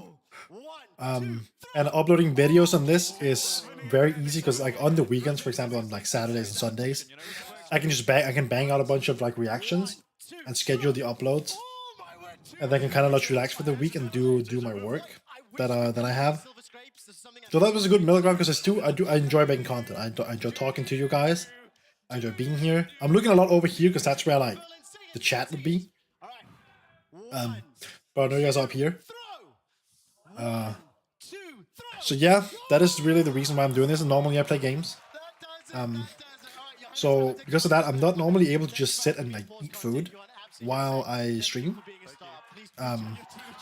Or snacks for that matter if I wanted to eat snacks because I'm spending time playing the game. And not really doing this. But I actually have time to be doing this now because I'm watching. My hands are not really occupied while I'm watching. So I might be able to use you as a prop on the show. What do you make of that one? Sorry, I was deep in draft discussion, Deep so in- I missed everything. Yeah, yeah. Do you have any secrets? Wait. Yeah, we're going full poison comp. Okay, let me know that. We're gonna head to the analyst. That's about it. Continue the conversation with you next time, man. So now we can enjoy all this nonsense they're doing in the game delay. And Dagda, of Well, I course, mean- an amazing rock, paper, scissor game. A reverse It was sweep. A reverse sweep as well. I wasn't expecting this, especially when you know that both players have a really amazing experience when it comes to battling in rock, paper, scissors, but I didn't think this one would go to 5. Especially Mac coming away with a best of 5 win. I mean, congratulations to Mac. Are well in order. I think him and the rest of the team just inspiring them for the postseason here as well. And really, the finesse he showed when it got to match 5, right? It's lock dead even. They both go rock, and then he goes doubles down on the rock again for the win. I've never seen anything like it. I think it also just goes to show what kind of leader. Also, it seems a rock, paper, scissors has become some sort of tradition during game delays. Because it also happened yesterday, I think, or at least it was last weekend I saw it as well. There was some rock, paper, scissors happening. But it's not about how many times you get beaten down. It's about getting back up again, and that's what he did, coming through with it in the best of 5. Yeah, absolutely. beautiful. Yes. Yeah, beautifully done. They're really analyzing this rock, paper, scissors I game. wanted to roll back here Like a bit crazy. and talk about the meta we have right now in rock, paper, scissors and the different openings that you can have. The strength that starting with rock is going to bring you compared to what you can bring comparing with paper afterwards. Honestly, I think that either rock or scissors are completely valid openers, right? I think they both have different strengths, right? Rock so is sort of like a brute force mentality, while there's a little bit more finesse with scissors. If you open with paper, you have to be trolling. Exactly. Like, unless you're trying to like lull your opponent into a false sense of security, even then, like, I don't know, it's like paper. It loses. It is confirmed. People who open with paper and rock, paper, scissors, they're all trolls. You did this, right? If you're against a lazy player, they don't want to open their hand and make any signs. So you know they're just going to keep it the same. It's the safe. If you're nervous or anything like that, it's going to stay a rock. And I think it's really about reading the situation you're in. I think you're right for majority of it, but I think for certain, as a paper user myself, there is certain times when you just have to go for it. And the problem is everyone's mind, right? You go rock, paper, scissors, right? You end on scissors. So yes. everyone's mind is on scissors. Like statistically, scissors is one of the more popular openings. So I again think that you can take the risk going for paper on the off chance that they open with rock, but it's a gamble that I don't think many teams. But it's also so much about just knowing your opponent, right? It's like it's not just the game itself; it's who you're playing into, and I think that really matters in the matchup. Absolutely, and in that sense, I want to take a closer look at some of the replays we have from this best of 5 series, and especially taking a deeper look at facial expressions. The rock paper scissors replay. He puts up the scissors sign at the beginning. He does it. What is The mind games. Special for him at this point. We saw it against Trevor. He did it in the best of 5 game 5 as well. He showed rock there too. Baiting like a master. That's insane. He showed scissors this time. Does he do the same? Oh, and that's when he switches it up. So he thought Mac would have caught on after 2 throws, but he didn't. Mac was completely clueless, and it cost him the match. If there's anything here that you need to learn, kids, is the fact that you get furthest with honesty. So the fact that he's really just telling him what he's doing here, no lies, no anything like that, just throws it out. I mean, it just not only just as a competitor, but also as a person, you have to get a lot of respect to that. But that's a part of the mind game also. Like, what are you gonna do? You get baited the first time, you get baited the second time. How do you adapt based onto that? And what could Mac have done better here? Honestly, it's hard to say because he did pull it back at the end with a win. Absolutely. And the results, I think, speak for themselves, right? I think what do we do on the desk but talk about the results of a game? I think that it's very important to say results based, especially in a game as deep strategically as rock, paper, scissors. So I actually don't think there's anything he could have done better. It's good analysis. It's I mean, good there's nothing I can add to that. Like, it's just out there. Serious with this. The game will start soon, but before that, I want to. Okay. Oh, you. Quickly. Can we bring the camera back here? Play? Okay. Can we bring the camera back here? Best of 5. All right, lovely. Well, no, it's a best of 1, but I'm gonna play against all of you. Okay. Oh, okay. Get your rocks, your papers, All right. scissors ready. I bet. Right now you're gonna. I bet. On shoot. Okay, so rock, paper, scissors, shoot. That's when you. All right, bet. Are you saying that? No, you go. Let's go for your hand straight. You just say. Do you mind giving the? I'm ready. I'm here for it.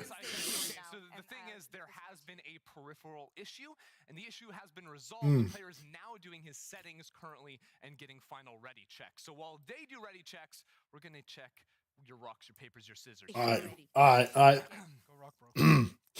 Let's see if I can do this. Well, no, we're not gonna do that. So this is straight up best of 1. That was completely troll. Okay, here we go. Rock, paper, scissors, shoot. Oh, well, that's lame. Well, I got baited into that one. That's wild. To the casters for Excel. Mad Lions, take it away, guys. That's wild. Thank you so I thought my thought process. I'm gonna quickly talk about my thought process of going scissor here. So he just sat and called like paper. He sat and picked up rock, being very common of a lead. And people often doing that as well, and scissors as well, being that. So my idea was that since he basically called paper, people who lead paper are cringe. They're trolls. So I thought I thought because of that he was gonna go paper, because that's what we were going to think was least going to happen. That's why I went scissors and attempted to catch him out on that one. But he just cringed it up even more than going paper. So you know, it is what it is.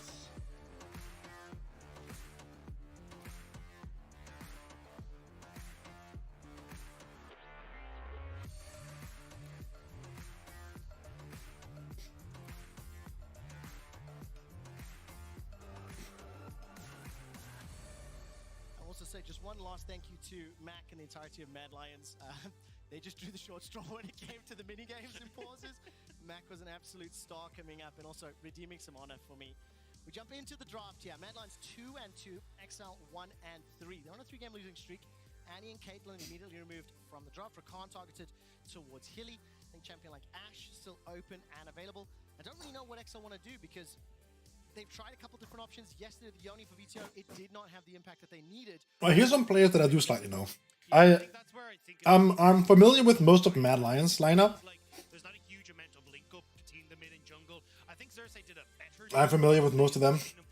Excel, not too much. I know Odo Amne, but I'm not really familiar with the rest of them.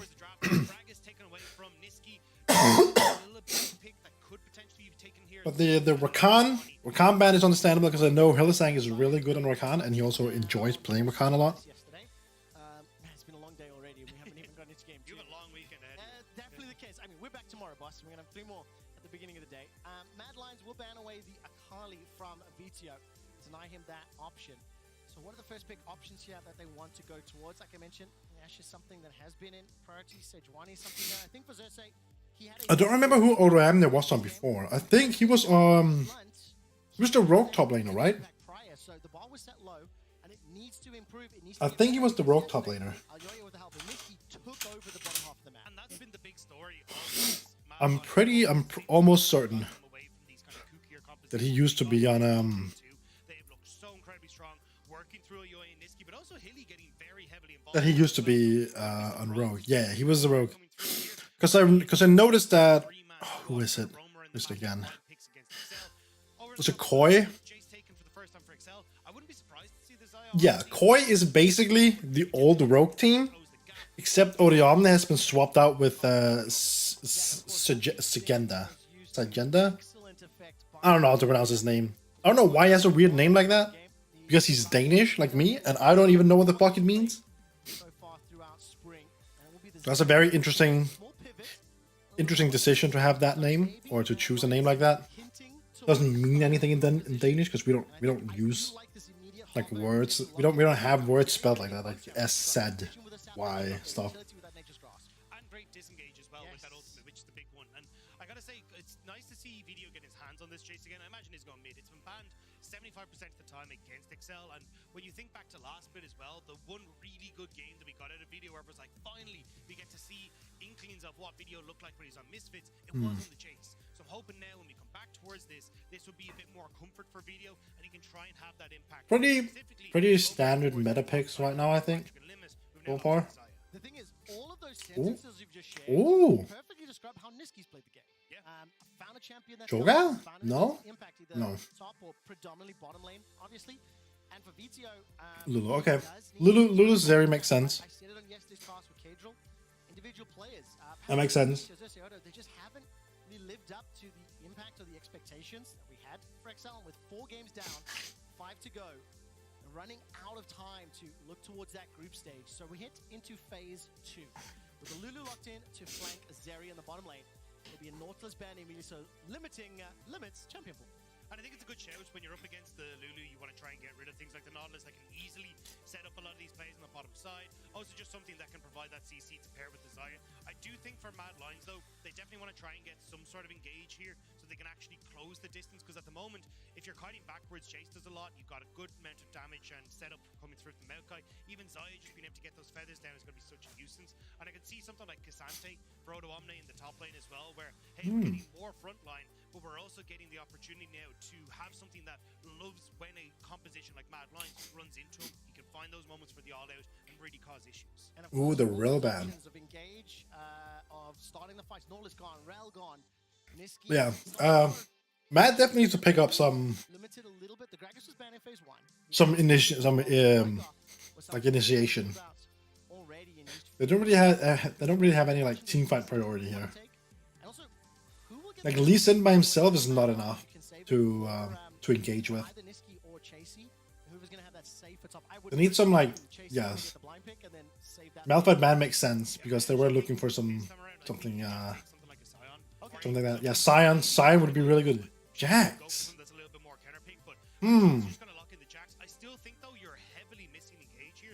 Yeah, you're still definitely missing some engage. Like Jax does have some decent engage. Jump in, stun some motherfuckers. But and if you're able to set it properly, it's like, okay, we got Maokai ultimate's gonna do damage. Jace who's free firing away. Now you got another big ultimate if you're hovering over that Renat as well, which I think would be a great lock-in. So it becomes very tough now to actually try and play out these games. And I love the fact, look, either the Renata or the Soraka both do well on the defensive, on the, I don't want to say retreat, but like the re-engage options, right? Throw down the silence field, throw down the spacing tools and options. Yeah. And if the The Soraka get locked in, is exactly like you anticipated. ooh, it's gonna be Jason mid.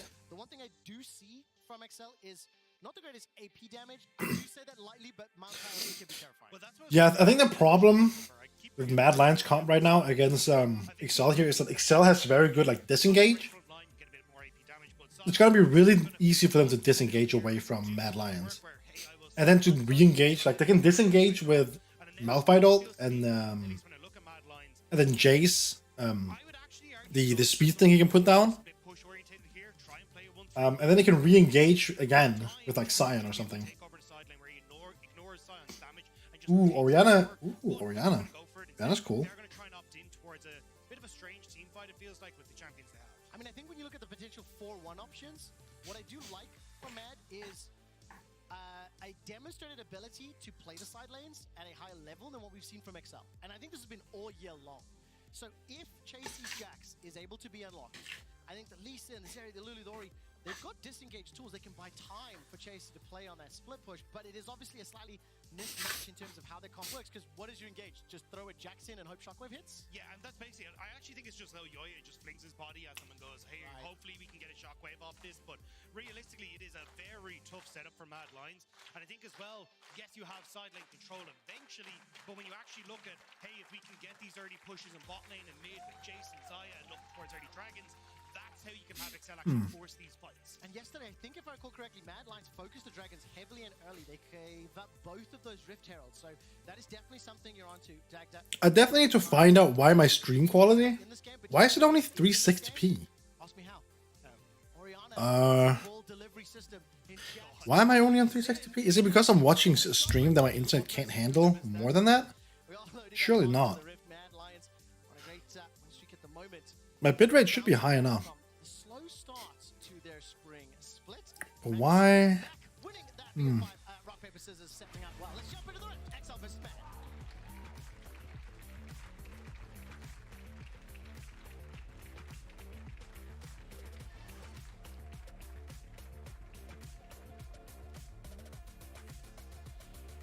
Like it should be fine. I can try and put the bitrate even higher. Maybe put it up to like 6,000. I literally stun-locked my brain. I didn't have anything after that, and then just ran out of things to say. Audio I'm glad I could just let you should all be fine. sit there in your Honestly, misery. It's in the video. I obviously cannot change the video right now, I would not. but it should be the output is it's scaled down to Talk about some young players. 1080. It should be 1080. Why isn't it? Setups here. Alright, I'll try and figure that out for next stream. Listen, either of these squads, my I don't know why if you want to see Mad Lions pulling I can only go to ahead early, using their, 360p. potential, like Jack's power. It's a little annoying. As the game scales, Sire, Maokai, Jace, I just think But, there's a little, like, ease of Match begins and I need to finish my food. on the side of Excel's comp. I agree, and I think the big one is that you're going to have push on bot side with Patrick and Soraka there. You should be able to keep your lane shoved in so you can start to lean in towards things like dragons and all these kind of things and work with the Maokai. And if you're able to set up your dragons fights through that bot side of the map in the early stages, and Cersei has ultimate becomes very, very strong. Niski will be spotted out, takes a little bit of poke damage.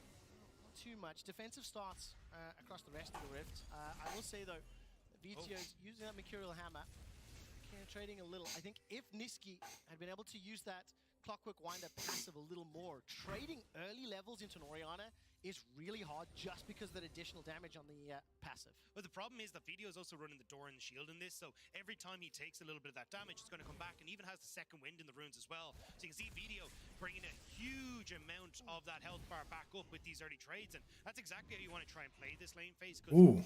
Oh, man. It's a lot of Jax is Chase is aggressive. Strike to his advantage. It's not done yet, Dagda, because Kazi and Hilly, they were able to at least push forward, but trading Hilly's life a little just to try and get some shove. Yeah, we'll give them a little bit of heads up here where they can hit the level 2, but once you got crest into the level 3, it's Patrick and Limit who should have control. And bot side Odo, though, nearly taking that stun once more, but able to just back away from that one. No, not able to be under threat just yet. Keeping my eyes on the junglers, because Xerxes level 3, done that clear on the bottom half, not Ooh, clear. This is what everyone's expecting, is what we talked about yesterday. And Flash wants to hop over the wall. Whoa. Xerxes is continuing the chase. There was backup though, but success. Ghost and Flash secured from Kazi. Still, nice job from Karzy to manage to just get away from that. Now Video in trouble though. All right, fight. All right, that should be a kill. Flash, Tempest. Oh, he missed. Sonic Wave, resonating strike available. Lee Syndrome goes forward. No. Niski's not back with it. Oh, that's. With an excellent first blood. Oh, He hops over the wall. that's not over yet. Not gonna land. That's Sonic Wave. XL get the first kill. Wait, JC found Odo. Oh, the stun. One more Otto. Oh, not quite. And Odo escapes with his life, but under so much pressure. But he got the flash. There's a lot happening right now. Towards the mid lane of the early stages. That's what we were talking about, trying to see what would happen. Video now has the early kill, should be able to get a tier off this reset as well and start himself stacking. So really nice job, and we can see it here. Video takes a lot of this early damage, but just barely able to dodge away from the Sonic Wave. It hits onto Xerxes. Xerxes, as Elyoya goes to take it, flashes. Yeah, it's very unfortunate for Elyoya. Great timing. Unfortunate, and then he also misses this. Very unfortunately. Thank you, XL. Cadril and I yesterday were perplexed and frankly frustrated because XL had opportunities to play early, to maybe set up some ganks. They even had roamed Hilly into the mid lane, but didn't pull the trigger on it. This time around, not only here we go again. not go for the full Still very aggressive. he went for that pressure play. He got the sums out of Kazi. Then they group up and they play. JG's incredibly already out the gate with a stronger start than I have seen all split long. And I think a lot of that is from Xerxes as well. I think Xerxes has been really good, what we saw from yesterday, although he didn't have the best still. it was him. He saw him on the ward, no? Kills and assists, and again he's here in the top lane. Look at this, trying to turn those stats around. His app 14 has been very, very weak. Sapling is out, flash for flash, but he managed to cue the advance. Will at least trade his sum for Chases. I think importantly, this is to mitigate some of that pressure. It is now a dead even lane state. Yeah, and the big one here is that Xerxes has been in bot side, gets the early summoner spells from Karzy, gets the mid, those summoner spells are blown. Now he's in top side as well. Xerxes has hit every part of the map, and this is exactly what we wanted to see. And Karzy now has to be so careful because those summoners are blown, and Patrick is looking. I mean, those blade callers were pulled backwards. A little bit of threat there on Karzy. However, remember... A bit of tense early game here. So, with the... help picks, the shield that come from Hilly. Kazi's dancing on the edge of safety. And I think for XL fans, XL viewers, XL players, seeing Hilly on a champion like Lulu makes you just breathe a little easier. These roams have slightly less fear behind them than some of the other champions like the Ricans and Olis. I've seen Hilly roam top on Yuumi and get kills. If there's any man who can make it work, it's going to be Hilly. Xerxes and Limit, though, already working together to make sure that they can shut this down. This is really good play from XL in the early stages. I love... A lot of roaming on Soraka. Very nicely done. Managed to get Which is actually really good. Gonna go around and give some... that means Vithio. I don't know if they pronounce it Vithio or Vethio. Ooh. That's a good flash from Hillizang. It's a clean flash from Hillizang. Shockwave was already used. Vito trying to run for his life. The Tempest, the Cripple, the Sonic Wave. And Yoya's not going to follow it up because Limit is there. He's got those infusions. Got the beautiful flash. To heal in silence. I'm gonna go up with my shit here. Flash over the wall and ends up giving over the control that they'd set up really well in this bot side jungle, looking at that dragon as you called out. I will not forgive Xerxes for that because he engaged into Kazi, who flashed forward and took him on a ride into the river. He engaged on Chasey, who flashed forward and took him under the tower. So that mechanic has been demonstrated this game. I think obviously a little surprised by the multiple members of Mad Lions under the tower. But that kill was secured by Niski and will also lead to the dragon. So this is one of those win conditions, Dag, that you talked about. Get that early dragon stacking, get towards the soul, and that can unlock, obviously, another way to close the game out. And that is, for Mad Lions, it's a case of, cool, these are really, really nice just to have, but it's about buying time, right? Because as we kind of pointed, I think the big one here for Mad Lions is having Chasey be that late game win condition through sides where he just gets to ignore Odo Omni. Now, Video maybe can match him in the later stages, but I still think Chasey will just be able to output more damage. So if you can buy time with dragon stacking, then XL have longer before they really get to a soul point. Yeah, buy some time for them. I also think if we do go into this 2, 3, 4 item phase with like even footing, the way XL's comp will play out in a straight up objective fight, maybe a little simpler. Blade Call is available. Kazi stepping forward. May need to use that lightning crash. And Elyoya got the flash, got the kick. waiting for the target, waiting for the ability. Great toggle of vision there from the observers. I'm waiting to see if this birdie will have its wings clipped, and right now, Elyoya unable to find the target. A little bit of a risky call from Elyoya, though. You know that Cersei's on this bottom side. His red is just respawned, and he's actually taking it at the moment. So always a chance that Cersei could have just immediately been on that bottom side of the map to try and help Patrick push in that bot side of the that bot wave. Now, Limit, though, moving in towards this mid lane. Cersei in tow, level 6 can hit, but I just don't see a world where Cersei, unless he flashes onto Niski, is going to get very much done. Yeah, and of course, when you look at that, Vito needs to land a little bit more poke, I think, for any potential thresher. However, by grouping up early, by pulling Limit away from that lane, it will allow XL to start off this Rift Herald. If I look at the lane assignments and Hilly and Kazi, they're going to be a bit late to this one, so maybe XL can sneak this one. It'll be uncontested. However, Mad Lions didn't challenge Rift Heralds yesterday in their game. They did focus on those dragons, so this is a little bit of a trend that we've seen at least this weekend. It would have been really nice for Mad if they could have got it, though. When you're thinking, hey, look, we want JC to start stepping up. We want to try and give some gold to Karzi as well for that 4v4. That definitely would have been a nice pickup.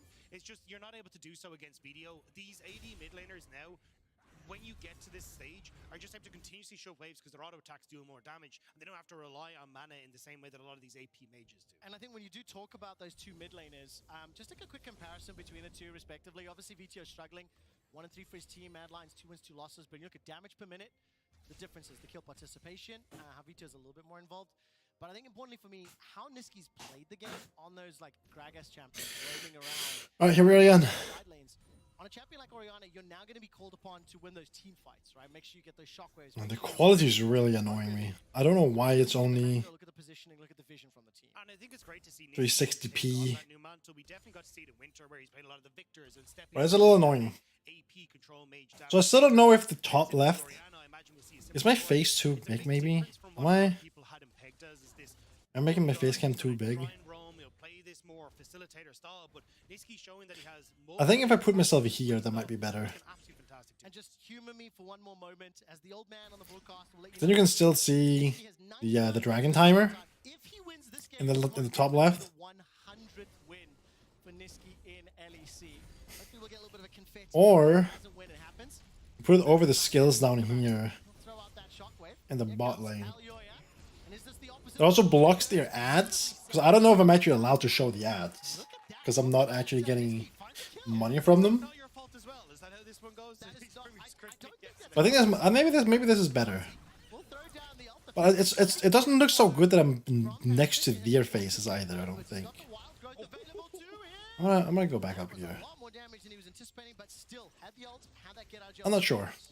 I'm not sure. To step away from that, Hilly even stepping forward a little bit, but we'll just back away. The big thing now that we're going to be looking at for Matt is how do they try and push these back and forth? Because you've got a strong mid jungle that's kind of been set up, although JC will be able to back away. I want to see them now looking towards this next dragon. Just reset, get your vision down, try and have the push in mid for Niski, but you probably need Elyoya's help for that. The problem is you're missing big ultimates with Elyoya and Niski not having theirs available. It becomes very difficult for you to really threaten much as you contest vision in River. And Dagda, not only contesting the vision, but when you look at the advantages, it's a minor lead for Niski around 10 CS at the moment. Kazi in the bottom lane and around 15, nearly 20 CS, so that's going an 800 gold lead with no kills. And remember, Kazi was the one that was ganked first, right? That Xerxes gank at level 3 forced his sums out, so this is going very well for the Zeri Lulu lane. I do think you would kind of anticipate that into a champion like Xayah Soraka that really want to have a large impact later. He did also lose out a lot when it came towards the moving up towards the Rift Herald. He ended up having that wave pushed in, so he lost that one. Then he had to back away because he didn't have a support there. So Patrick kind of playing for the good of the team, and now the Rift Herald pays it back by giving that gold over to Excel. Thank you so much, Berlin. I really love the Rift Herald cheers. Here's one of the ones. Which one do you prefer, the Rift Herald cheers or the Ward Kill cheers? Oh, don't you dare start that! Don't you dare! We are not going classic. But with the dragon having been spawned here, Dagda, ultimates are now available, at least for Hilly, for Elyoya and Niski rather. Kazi 7 seconds away in flashes. 3v3 in the river. First to make his way down is Chasey. TP is not available for Odo, but he can start to do the dragon has been started. Use that unstoppable Elyoya starts the dragon. inside the pit. There's 3 members of Mad Lions. Make that 4. They're still looking to try and they got vision. That's the Maokai ultimate. Science common. God damn. The whole train. And then Excel gets to take it. Ooh. Oh my god, Vethio lives. No, he's dead now. Bursting his way through. The Ultra Shock Laser does a little bit more. Dragon goes to XL. Kill traded. 1 for 1 there, as far as I can see, and ultimately, XL will be happy with that. Slow down that Dragon stacking. And this is what we were worried about for Mad Lions. You can see XL are very good at bullying. Hilly won't get the stop. At bullying Mad Lions away from the objectives because of Xerxes, because Video has that poke damage. Yeah, that definitely was in XL's favor, I think. For sure. You got the Dragon and it was a 1 for 1 trade. And I'm going to ask you this question. Is this the most proactive we've seen from XL this split? Yeah, 100%. Especially Xerxes. He was trying to be a bit more yesterday, but certainly in this game, the fact he ganked all 3 lanes before we'd even got to the 5-minute mark. But see here, XL, the saplings giving so much control again to re-establish vision. Then you get the ultimate from Xerxes. It's just a case of too many people standing too close together. Big shockwave into the stun coming through from Chasey as well meant that XL couldn't quite get themselves into a position to escape, and Video had already just burnt his flash, so trapped in the pit. They're almost really dangerous though for XL. Matt does have like the combo. Got the Jack stun into Lulu, knock all the bitches up, and then Oriana ult as well. They have a wombo combo team comp going on here. Disparity was out there, so this is by no means a hugely positive sign for XL. They do need to respect Mad Lions when they grouped up, even without those initiation tools. And later on, it will be the Niski story. When he gets 3 items deep, well, 2.5 items deep, this is when the Oriana becomes a really big threat. You're getting the Ludens, getting your Seraph's Embrace, or sorry, the Andrew's Torment in this case, but that's when you're going to pop off. And if you're standing... This is another really close game. Shockwave, 4-man Shockwave, you just end the fight immediately. It really, really can. And as we've crested the 14-minute mark, this is also a little bit of a different look here for Mad Lions. Some of the other stats that we did look at was the first 2 games Mad Lions played. Look at how far they were behind at 14, 1.2. In the next 2 games they played, they were 2.1k up on average. Now they're dead even. So we get to see a different look from both XL and Mad as we crest and move into the second half of the regular season. And a lot of those first 2 weeks was because of these weird drafts. We got things like the Shogath and all these kind of things. As Shockwave from Niski. Nicely done to get the health bars down for limit just as the Rift Trap was spawning. And of course, Niski just demonstrating exactly what you said, Dacta. That's a Shockwave with half an item. I mean, thrift shopping, right? So a pair of boots. That's all Niski has to his name. He managed to catch Vito, managed to catch Limit, both of them fairly squishy champions. So once he does continue to stack up that AP, it gets way scarier. But let's take a look at the map, as we've gone a little bit off topic, because 3 members of XL grouped up around Niski. No Shockwave to him. 2 members of XL looking for their health.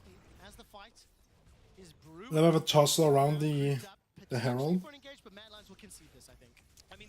Yeah, Mad Lions has to give it up now. All 5 from XL here. Just bullying their way onto these objectives, and this is the power of the composition that they have. JC might have stuck around to get a little bit more damage on that bot side, but again, he's only just setting back up for his Divine Sunder, pop the coast, sell him that, make sure he's in a good spot. And of course, in terms of the advantages, Niski and Kazi are up around 20 odd CS, 16, 12 CS respectively. It's a few hundred gold apiece, but it's only a 600 gold lead here for Mad Lions. 1 dragon each. We're playing on the Chemtech Rift, so not the most powerful soul to contest either, which really then again just exemplifies how are these 2 team comps going to play out, who's going to have the vision, and how on earth are Mad going to play this mid game. No towers have fallen yet, but I'm very intrigued to see, do they go for the 4-1? Do they try to use this Jax as a team fight option? Because as far as engaging or initiating, if there's no objective, it gets a little bit more difficult. They have to try and play for the 1-4, especially with XL. The fact that we're on Chemtech Rift makes it very easy to control vision as Elyoya. Birdie Num Num. Elyoya. Zaya. Featherstorm as well as Flash available to him, so it's a difficult target. Okay, Warthog and Flash is up there for Elyoya. Sonic Wave sidestep. Smite comes out, the feathers fly, and Patrick looking for the kill! Ooh. Wrecked Elyoya! And immediately the Rift Tower goes down. XL are like, we will capitalize on this beautifully. Trying to get this mid lane. Yeah, but too confident there. Just as Dragon is about to come up as well, so XL find a perfect moment to stack more in their favor. Bro, that was sick. That was just so sick. Gale Force was completed. The first tower falls. And Elyoya was the one hunting. Didn't realize that he was going to end up being the target. So Patrick 2-0 on that Zaya is going to give the advantage here to XL. As now they can move around, and with the next dragon spawning, it actually might be XL picking up the second drake of the game. I don't see a world where Mad can really contest this, and what I was going to point out is because we're on the Chemtech Rift, it becomes a little bit more valuable for Cersei to have these saplings, because you're able to clear out the vision exceptionally easier, because it deals damage to the wards whenever you pop one of those Scryer's blooms. But XL, you can see just controlling space, controlling vision with these cats, and should be able to back away. The game's looking. We have another really close game. Last game was really close. This game's also looking really close. Vito is going to be picking a fight here with Chasey. There's backup coming as Elyoya as well as Kazi make their way forward. The top tower could be the threat. While that's happening, down the bottom lane, Hilly was applying pressure. So once the dragon was secured, man, looking for opportunities. I'm going to just enjoy this moment because Patrick, as you say, really well played. Already has the feathers down from trying to clear out the minion wave and immediately Gale Force. Beautiful. Really good job in that Chasey. What about Chasey, Dagda? He's been chased away. He's managing to have some backup here. Elyoya makes his way. This is a 3v2. Sapling will at least swap out potential initiation. And Mad Lions are scrambling a little. It's them being forced to respond to XL. And despite the fact the game is very, very even, I am more impressed with the position that XL are in because of how much they've been struggling. I mean, when we look at the standings, XL is sitting at 1 and 3.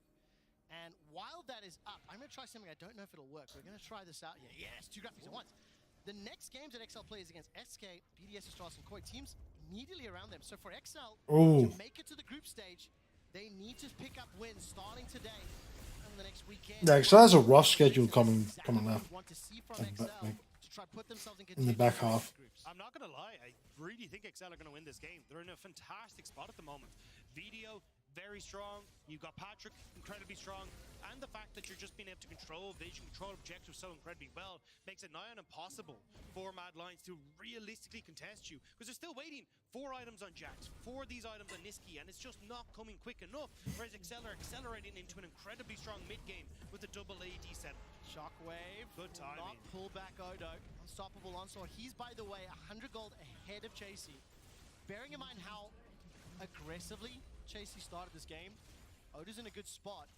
And I'm in this uncomfortable position where I believe in XL. I think they're in a great position, but I think as an organization over the years they've been here, the more you believe in them, the less likely they are to deliver. So I'm not really sure what's going to happen next because as Mad Lions, they got the tower. They're now trying to apply pressure in the jungle, but here comes Patrick. Won't be able to find the route for now, but he's still just nice. Couldn't even use that. He's still getting the pick. Patrick, 2 items completed already. We're still a while until the next dragon spawns. The next 2 minutes is just going to consist of vision controls and a bit of farming. I really like the point you brought up about Maokai on the Chemtech Rift, just how influential it can be specifically for his kit. I also think when you think of those extended blast cones, a champion like the Scion, like the Maokai, will also be able to find more influence with vision being set up. Look at this 3rd tower being contested and challenged here from XL. They can push that ward line deep into the jungle with 2 minutes to go until the next dragon. And the big question then is who has the health bar to actually contest any position that XL are setting up, right? So, as you're talking about, Dragon just spawned, Vision already there, and Niski just tossing the ball in there to make sure you can spot if anyone's in those brushes, but that's the best you really have here, or maybe Elyoya throwing a Sonic Wave in, so you don't just face check immediately into them. I will say, though, a lot of pressure on Patrick. Ooh, here we go. Matt trying to get a catch. Xerxes. Xerxes caught. Oh, here we go.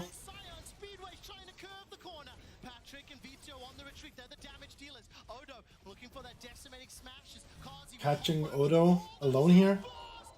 Ooh, Vithio get him. This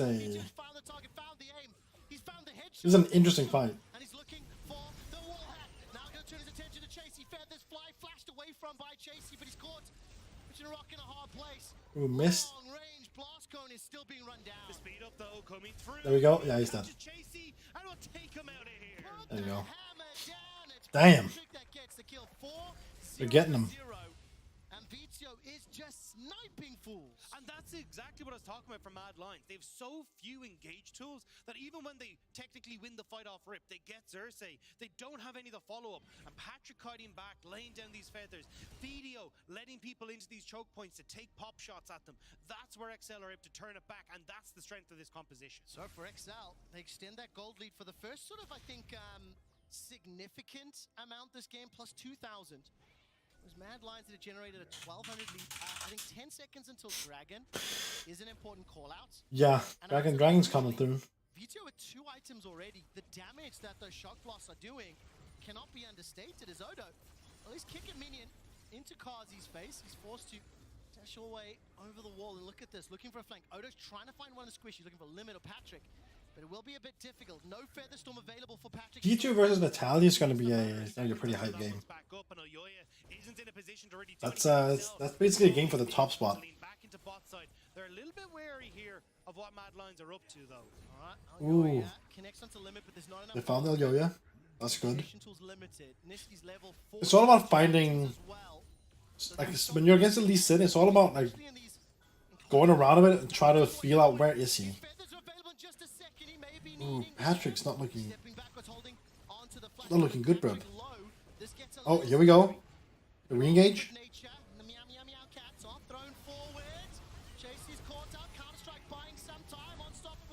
Oh, Jax lives.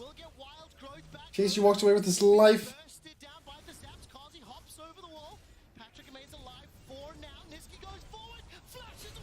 Ooh, Yori kicks in Patrick. Yori goes down. Oh, Niski goes down. Carsey's popping off. Carsey's dead.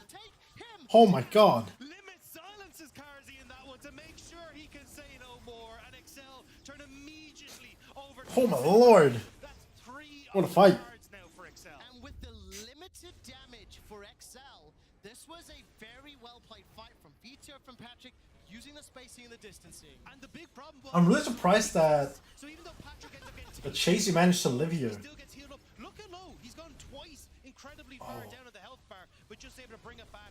Odo now moving backwards. They're waiting until Karzi and the rest of the team overextend so they can follow up. And immediately, Xerxes, as soon as that ultimate is down from the Orianna, they set up. And even though Patrick got kicked into the middle of things here, having that Gale Force, having that flash, means he's still safe. Thank you so much for reminding me that Soraka exists. Yeah, it's don't- important. That's my I don't analytical get to point. see that champion enough. So when I saw Patrick's HP bar going down, That was a sick fight. I was reading it a little bit more seriously Oh my god. than it actually was. As some might say, it's over 9,000! And it still didn't matter. Kazi wasn't. Seriously, there's no Dragon Ball fans yet? Man, you guys are so young. It wasn't able to make a dent because it was spread across the entire team, and then the healing in the Oh my god. from Limit because Soraka exists, helping out. Niski's done so much damage this game, and so has Carsey. Jesus Christ. You gotta try and get through it. Karzi is doing So much damage on the two. I think the big one now is Chasey's not doing a whole lot, but he's also playing like semi-tank. if he can get that big shockwave on. Because they didn't go for like, they don't have an actual tank in their team. Flashing away from his Patrick They're just trying to brute force you away with damage, There's so many ways to try and avoid it. I mean, the thing is, which I'm not sure works well. never ever forget that. I would have liked to see like actual front line for the Zeri, so that Zeri could just like blast them down. That is pretty much the only way I can see Mad Lions winning these team fights. It is crucial that XL don't let that happen. I brought this up a little earlier, but again, just gonna keep stacking it up. Yeah, we got one more day for week 2, and the next week we round out the regular season, top 8 advance. And I think, remind me, Dagger, was it 3 wins, 4 wins, basically that got you into those BS? Three wins was kind of what you want to look at as At a least minimum. into the tiebreaker for us. The potentials for tiebreakers. And when you look at Heretics 1 and 3, they're playing the next game against Fnatic. Is there going to be a advantageous or difficult situation for either of those teams? So for XL, this is so important to pick up a win for the team nearby in the standings. Yeah, and at least for XL, like the rest of their schedule is manageable, especially if they can get this win here. So getting this, especially with Heretics still sitting at 1 and 3, would make things significantly easier for them to try and get themselves back up into groups. And I will say, this is the XL that I've been wanting to see for a while. I'm really happy to see this quality of game, both from teams and individuals, against Mad Lions, who are on a little bit of a hot streak, right? Mad Lions started a little weak, and they've bounced back, and it's Mad Lions that have to find a way back into the game because they are at the risk of losing Baron. It's been started off here by XL, down to 7,000. Teleport is available for Niski, but he's coming from the mid lane. Chasey's from the top lane. Odo's looking to cut him off, 4,500. 4v4 towards the pit. Odo, Niski stepping towards the river. They got him! Ooh, they found Niski. This to a shockwave! And now you gotta try and make this hero steal as Oyoya. Flash is gonna be up in just 7 seconds if he can get in, but Odo Omne's on the hunt. Bruh, Baron is reset. Hilly, no. Hilly, no. Chasey steps Oh, they're forward. finding Chasey. Smash, knocks up the helicopter. Oh, that's huge. Good combo, good combo. Xerxes stays aggroing. Good. And that is Baron being set up. Mad Lions, come on, throw yourself in the meat grinder. Try one more time. I'm sure it'll work out this time round. Ayoya's trying to look for an angle, trying to find that sonic wave. Almost found Elyoya. Good dodge from Elyoya. Sniped from downtown. The Barrett from Vizio is being used. Ayoya's running for his life, and the Baron has been secured. And now XL are starting to back away. Mad Lions just making sure they're actually turning tail here, but really solid stuff from XL. XL are really doing the most right now. Oh, Lulu got him. Oh, Elyoya barely dodged that. And there goes Odo Amne.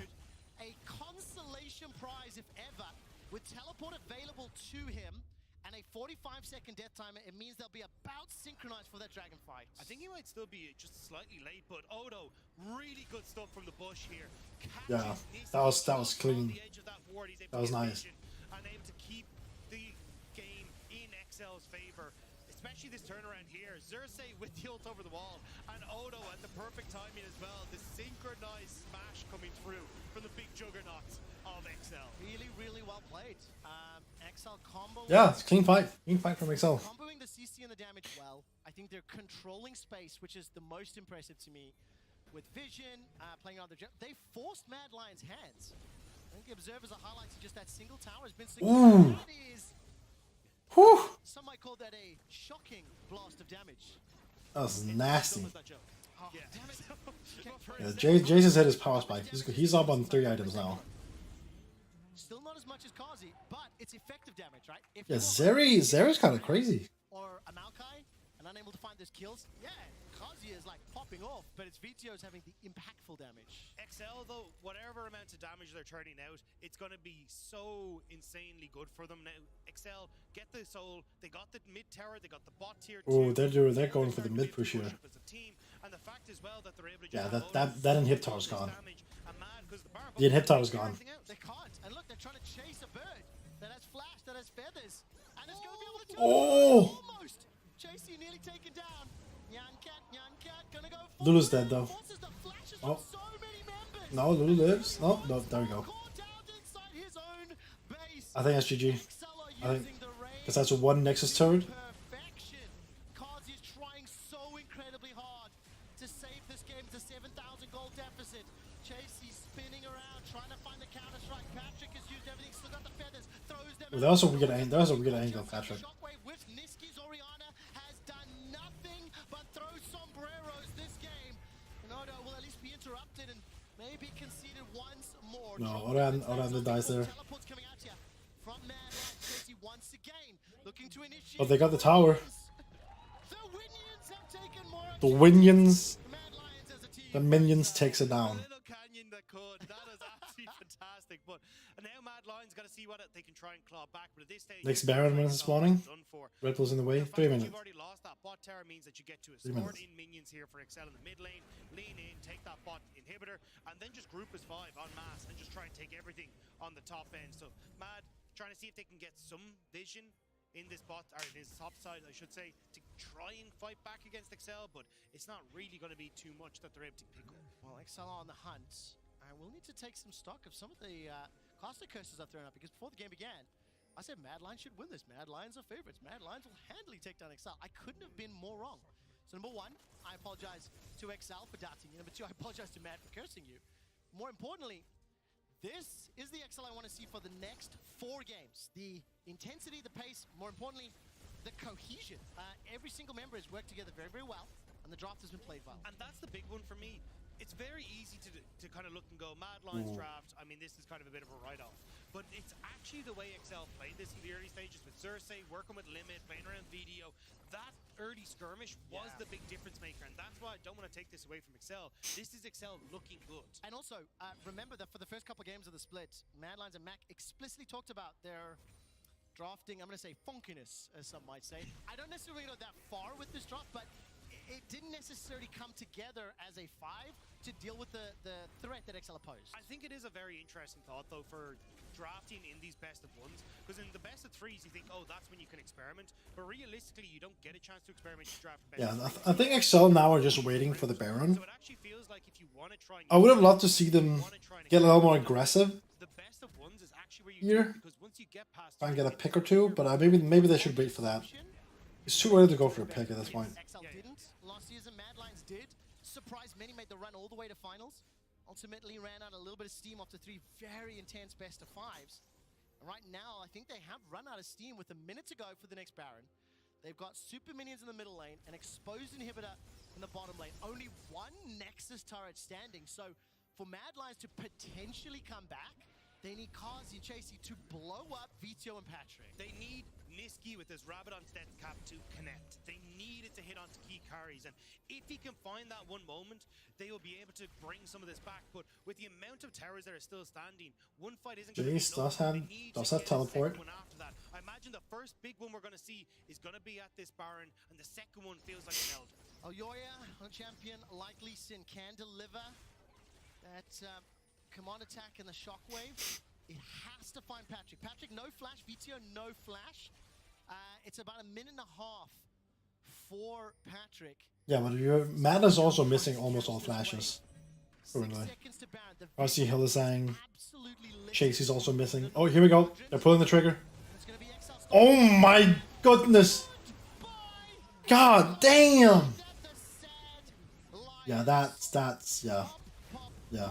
And there goes Kazi. Damn! That. Yeah. No funny business. No waiting for the Baron. Just pulling the trigger on the fight. And they take on and they take on the ace. Damn! That was a nasty fight. Cleaned them up. Sweeping the floors. Beautiful.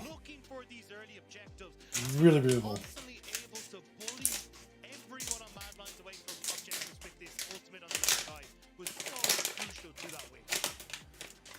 Now, that shows us what Excel is capable of. What their, I wouldn't say ceiling, that's too strong of a word, but the potential is. Can they do it again tomorrow? Can they do it again next week? 2 wins is a step closer to group stage. For Mad Lions, I think the drafting question marks still there. Is this their full strength? Are they experimenting? Those are things we have to wait and see. But for Mad Lions, they're pretty crushing defeats. And I really love seeing their Patrick and Kazi a hug there on stage as XL celebrate their second win of Spring. And a big win for them, as you rightly say. Heretics below them. There's a much needed win for Excel. Unfortunate for Mad Lions, but they couldn't pull it through. This is a big win for Excel. They needed this because they have they're like the top 3 teams currently. They have those in their last 4 games, which is wild. So rough. A rough one. I think next up is Fnatic and Heretics. Yes, I think VTO and Patrick had the lion's share of the damage. In the next game. Wouldn't have been able to deal the damage if it wasn't for the rest of the squad standing up behind the space and creating those zones. Yeah, I will say though, video taking pop shots here was absolutely incredible. Patrick with that mid lane turnaround kill on Oyoya was beautiful. So I mean, it's a hard one, but either way, the fact that we have this conversation about Excel players just makes me happy. And I think again, as somebody that has been a fan, has enjoyed seeing Excel like rising and learning, that is now the benchmark. That is what we want to see from this squad. A squad that has had a tough 2023. Pick up a statement win against a team that was hot like Mad Lions wasn't really good. We're going to head onto stage where Limit is standing by with Frankie. Thank you very much, guys. Limit, we were just Support. reminiscing about the last time we saw each other when you were on ESCO. It's like 2019, but we've got to talk about what just happened today because it must have been quite a lot of pressure coming your way when you knew that you were going up against the Mad Lions. So how did you plan for the victory? Yeah, I mean, it was a good game from us. I think we got champions that we were very comfortable on. We obviously had a losing streak, and it sucks, but we know we are better than this. I think our practice was going pretty well, and we're happy now to actually get some results from it. Was that the priority then, just to kind of feel comfortable going to that drafting stage? I mean, yeah, pretty much. Maybe we were going a bit too left and right with the drafts, maybe focusing too much on the opponents, but now we just pretty much picked what we wanted, and I guess it worked. That's interesting. So do you think that's been the reason that XL has perhaps been lacking in identity, because you've been so focused on the identity of the other teams that you haven't been thinking about yourselves? I mean, I don't think it was that extreme, you know, it's just, obviously, you can prepare for the enemies to a certain point, but the goal is that you feel most comfortable with the champions you have, and I think we did. Good lesson to be learned. Today. How would you describe the team? No reason if you're more comfortable with other heroes and think you're better than with those than you are with the meta stuff. There's no reason to play the meta like that if you I mean, you're not comfortable on the champions. Excel in Winter Split had like really high expectations, right? And then they finished 1 win last place, right? Honestly, when I joined, I didn't really get the impression that they were too like devastated by it. Obviously, all of them are really good players. I think everyone knows that we are much better than this. So the players are great. I love the org, and we just have to do better now, which we did. We already got 1 more win than last split. So yeah, that's a good start. That is a fantastic start. The players are brilliant on XL. That's the thing. We've been scratching our heads going on paper. This is brilliant. Now we need to see the results. How do you think you guys are going to focus things going forward? Because there has been some criticism in terms of, say, Xerxes jungle pathing, or how Viteo's being resourced in the mid lane. Who are you going to be playing through? I could go on. So how would you like to see the team proceed in future? Yeah, I think we probably functioned the best as a team without revealing too much. Don't want to make the game easy for the rest of the teams, right? But I need to be careful what I say. Give me something, Limit. Come on. I mean, I Got think fans watching. I think this is probably gonna be the last Jace we got this split, which is sad. You know, we have really great Jace players. So, but, hey, if any team is happy to leave it, we're happy to take it.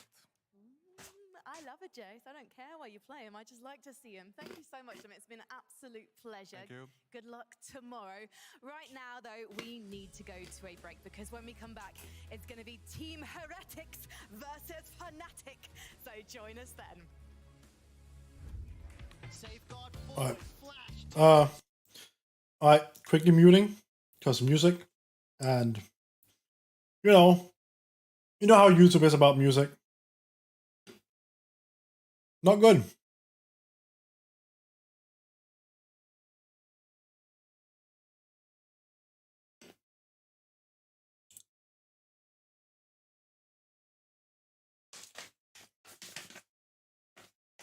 Oh, the snipe! My hell is saying.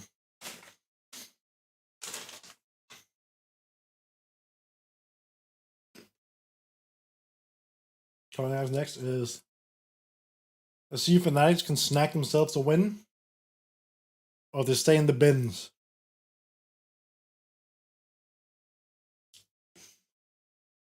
Because right now, Fnatic are deep in the bins. They are down.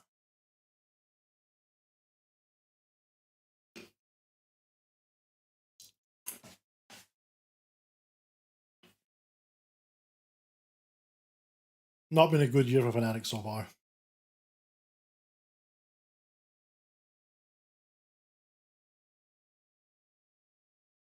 I'll be back in a bit when the commercial's over.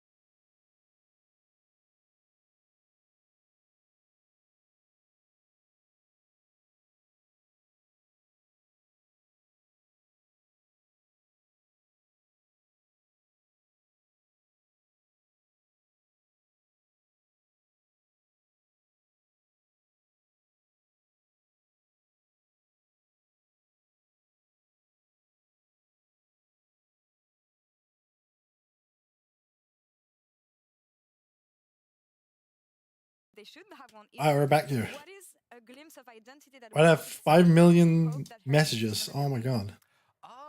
I mean, it's sort of hard to say because I think to me this is just a team that wants to fight you at basically every neutral objective. Like they don't know how to say no. I think when like someone on the team calls like let's fight this thing, let's do this thing, everyone's just like let's get together and we'll go for it. But I don't think this is a team that's like super like heavy leaning towards one side of the map. I think in the bot lane they had some games last split or Jack Spectre was on like the Draven or the Callista and it was a bot focused team. But I don't know. I don't really see this team having much of an identity in the laning phase outside of Jankos looking to find a lot of plays. Where I do see it is in the team fights. And I think that's why for both teams, the draft in this game is super important, playing something that is very easy to execute within the team fights. Because I think if you're on the side of Fnatic here, all you're trying to do is track Jankos through the early game, not go horribly far behind, and then try to out team fight your way. Hold on, I'm just And I even think like you got were on a the right million team messages in today, the group so chat. I'm just should reading look them like out. a good identity. You guys can listen to them talk. It's okay. Heavy on Sion. He's absolutely unkillable in an instant. You're allowed to make mistakes. You have the carries in the back line. I think you can be bot lane focused as well, but I agree with you as well, Ender, because it doesn't necessarily look like, oh, we have an identity where we play bot side, because they're not really doing that either in the early game. It's like, all right, let's get past the first 10 minutes of the game. Now we start playing through reliable carries. So, but I do think like if there is one place I would put the focus to play for, it would be open up bot side, roam around the map with Mercer and Jankos, and they become this like support jungle that move around the pieces of the map. And now, with one last look on Fnatic before we send it to the game, what do we do in a situation like this? We said that it's fundamentals that are missing for the team right now, because the way they draft honestly is not that bad, it's just the execution that's missing. So coming to a matchup like Heretics today, I don't want to say do or die, but again, it's getting really difficult for them and they need to score these W's, especially against a team like this. Where do you want to keep your eyes on? Yeah, like reality is just, you don't have to make it complicated. You're not going up against the best team in the league, and that's just fact. You're going up against two teams that, you know, that are struggling, both of them. You don't have to make anything mind-blowing happen. You just need to make sure that you come in safely and play the game that you've drafted for yourself, and don't make the basic mistakes. Yeah. And you have to get on the same page. Fnatic have looked disconnected all year. I think as a five-player unit, Heretics haven't. For better or for worse, they commit to the bit. They go all in as a team, and this team will punish you if you're not all on the same page. Fnatic have to shore that up for this I match. still want to believe that the game we saw from Fnatic yesterday may have been the best one we've seen from them so far. So yeah, and yeah, hopes here and Copium maybe where we can find it. But without further ado, let's get into Champ Select. Fnatic versus Heretics. Take it away, guys.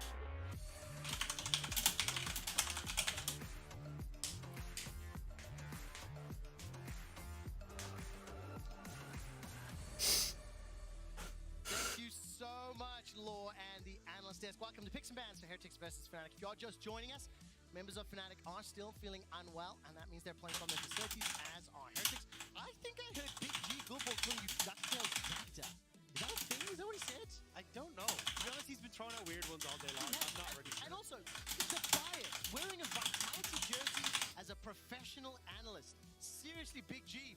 Not cool, man. I was Not really cool. hoping you had that giant bribe from BDS still on the desk.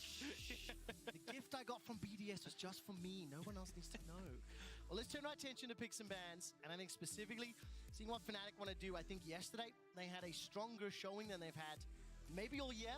Let's be fair. They set the bar pretty low, so it wasn't going to be hard to look better. Right now, in a position they're on red side. And yesterday, Reckless on that Caitlyn had been on the Lux. It really did not have any impact whatsoever. So do they stick to that? Do they pivot? Farah, Jace, Draven, and Annie banned away for now. So Xayah still open, Rakan still open, Ashe still open. Those are kind of the priority picks in my mind. If I'm Fnatic, I'm not worried about them trying to go for the Caitlyn again. That level 1 just went completely out the window, and Advian definitely, like it's a major slap on the wrist, but he will now realize that, look, I can't play that aggressive, but it doesn't matter. Heretics kind of respecting as well. They're going to ban that Caitlyn away, and now the priority is still the Ashes, the Gragas's, these kind of things that are still there. Right, That's taken off the board. I mean, you say slap some pretty standard bans I see. We see Barrows a lot, we see Caitlyn a lot. Raven, Annie, Rakan, Manlop. Sari seems to be just the pick everyone. Like, it's just a standard pick. She sucks at this game. I really hope she's not listening right now. Right now, though, with Rakan and Caitlyn banned away, Everyone just picks Ashe is still open. Some of those other priority picks. Gragas is the big one. Zeri. Jack Spectra will instead be locking in the Zeri, and a near instantaneous. She's never banned, but she seems to always be picked. When I do look at the stats here, Zaya for Reckless makes me a little happier. So he's got caught 607, 700 odd professional games. 50 of them have been on Zaya, and he's got a 75% win ratio. And just like that, now picks Jarvan and Lulu locked in. So in comparison to the ban phase, much quicker, teams kind of knowing what they wanted to play for. Yeah, I mean, for Fnatic, it's very simple. You get push against there in the bot lane with the Zaya, and you got the lockdown with the 5. Really, really nice. The Jankos Jarvan, I'm actually surprised, because one of the big things I've noticed with Jankos at the moment is he's stepping into being a more carry-oriented jungler with him being on Heretics, right? We've seen things like the Kindred, he's been a big proponent of the Wukong, taking a big step up to be that damage dealer, but now going to take a step back, still have that early presence, but will be less of a damage carry threat in that regard. What I do like, though, is if he's initiating with those Flag and Drags and Cataclysms, he can then set up the rest of the team, because while Jankos has been the... I might go as far as say the primary threat. Yeah, he's the star player for me on this team. Yeah. Now he's got the tools to enable his squad. Also, it's on a champion again. His 5th most played, 740 games, and out of them, 44 of them on this Jarvan. So now we need to see Jack Spectra stepping up on the likes of that Zeri. And we'll see what the solo lane is going to be. It's going to be Nautilus, Zaya, into the Zeri, Lulu. Asol and Gragas banned away. So Humanoid, Oscar, Abby, and Ruby. What direction do they go? I mean, Ruby's been playing the control mages predominantly. I wouldn't be surprised to see another Azir ban. Something that has happened a lot. Yeah, and I mean, Azir did get nerfed coming into this patch, but he's just still perfectly happy to go, right, well, we don't have the same control in the early laning phase, but we get a bigger threat in the later points, so we're happy enough with that. We'll have to see, though, Razork. Sorry, not Razork. The Victor being banned away as well, so alongside the Gragas. I don't know how I mixed that one up. And moving forward, we've got to look at what the last ban for Heretics is. I imagine it could be something like a Jax as well, just try and get something off away from Australian, especially with the Jace already gone. Gnar could also be an option. What will be the option instead? It's going to be the Olaf as opposed to... I think the Jace ban phase 1 was huge because Australian had his most successful game on Jace. The lane phase went well. It's also his 3rd most played champion. He's got a 70-odd% win ratio on the pick. So very, very good. We'll need to find something different now. With Jax not being banned, it has now been locked in. So Eddie needs to run something into that. Gnar is open available. Cassante open available. We'll see what direction he wants to take this. Yeah, I think it'll be something that's a bit more frontliney anyways, whatever direction he wants to go. Whether it's something like the Scion or a Gnar, or even the Renekton can work in this situation because they're relatively short range. The only problem is, of course, that when you try to dive the back line, well, it's Zaya, she's going to be fine. So I wouldn't necessarily go towards the Renekton, and you're just putting a lot of your eggs into the super early game basket with that Renekton pick as well. And of course, the Azir then is going to give you some of that late game, right? This is the 9th time this year that Azir has been played by Ruby. Poppy? A number of champions available to America. Okay. All year long. This will also be the first time we're seeing. Ooh, no Poppy. Jarvan. I held my breath for a moment. That Poppy hop I got. These are both pretty standard drafts from what I've seen. Nothing like too crazy going on here. For the Zion, everything is super nice, but not going to be the case. An immediate lock into the Talia as well. Humanoid, going to be pretty happy to take that one. Humanoid, definitely someone that we need to see having a bit more of an active role here on this Talia. I want to see him getting in. I want to see him roaming towards those side lanes and trying to be a user, especially around the spot lane. Like, this is such a big kill lane if you can get the ball rolling. And of course, that's Talia and the Scion locked in are 2 champions that are not particularly synonymous with Epi and Resort. Epi's got 5 games on Scion, won 4 of them. Humanoid's got 6 games on Talia, won 4 respectively. So not exactly traditional picks are like the most common for the players. It's still team fights. We want to go in, we want to go ham, go these late game fights, and using Jarvan to see if we can get some early footholds in this game for them. On the upside though, Fnatic, decent team fighting, very good split pushing with the Jackson and Lee as well. So multiple different avenues of attack throughout the game. It's just going to be a question of can they get this early lead so they can actually set themselves up in that point, especially down around this bottom side. If you would ask me that question last week, I would have said no, blatantly. Fnatic were not able to get it. You ask me today, after seeing yesterday's performance, I have more hope. I have a little bit more faith. I also have been particularly good at cursing almost every team I said. So coming into this, I expect Heretics to be favored. From what I've seen in their 4 respective games, I think Heretics are the stronger team.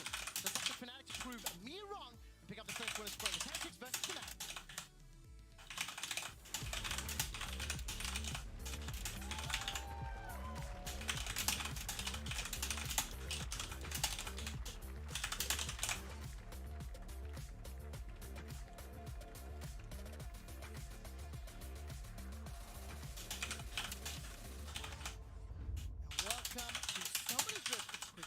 And Dagna to be our last game of the day. We'll be back tomorrow for games 1, 2, and 3. But what we've seen already is 2 crackers, 2 bangers. As Flowers would say, 2 barn burners. I think that's something he says. Medic tried to steal it too. For Fnatic, this is a moment to try to claw themselves back into some form of contention. Before anything starts at all, it is so important to look at the standings. Both of these teams sitting at 9th and 10th. I think with the fact that XL just took down Mad Lions, if Fnatic drop this game, they are going to be in so much trouble because of the fact that you really want to look at those 3, 4 wins to try and make it to group stage. It's going to be a tough one. Fnatic have not been looking confident. They have not really looked like they've had control over the games, and especially yesterday was kind of the first inkling we got to see, but has not really been there particularly often that we get to see them have it. All right, new game, but the unfortunate problem that their early laning phase and bot lane is so atrocious. Yeah, it really, really did. Kudos to the fans here in Berlin. Currently looking at 10 teddy bears on the stage, as the players are obviously playing from their facilities. Members on the Fnatic roster not feeling well. It's the Adam strat. We're okay. At the time on bot lane again. Ooh. Do they actually follow it up after that? So Oscar and left alone in the top lane on the Jax. If we're going for the Adam strat, break it down for me. Explain it to me because I'm not the smartest. So basically the idea here is that you're going to be able to clear out with Evi fairly easily. You then try and look for the dive with Mersa and Jack Spectra also having the push in that bot lane because the range advantage. Now Evi will stay behind in the early levels but can then TP up to catch this big wave. Looks like at the moment though, they're actually just going to look for the pick on towards Razor. Great ward there. Realizing, hang on a second, I haven't seen anyone in that top side, so he moves from red immediately to bot, but everything's already taken. I mean, if you're conceding the lane that heavily, Oscar is going to be so thankful for a player that has struggled to make his debut at the LEC, has been bullied as well, focused by multiple members, multiple teams throughout the course of the game. He's got a wave and a half, 2 waves, uncontested. But that also means that for Ebi, very clear signal. They want to make sure that front line, he just throws down the ult, tries to buy some time for Ruby and Jack Spectres, then clean up. That's the goal.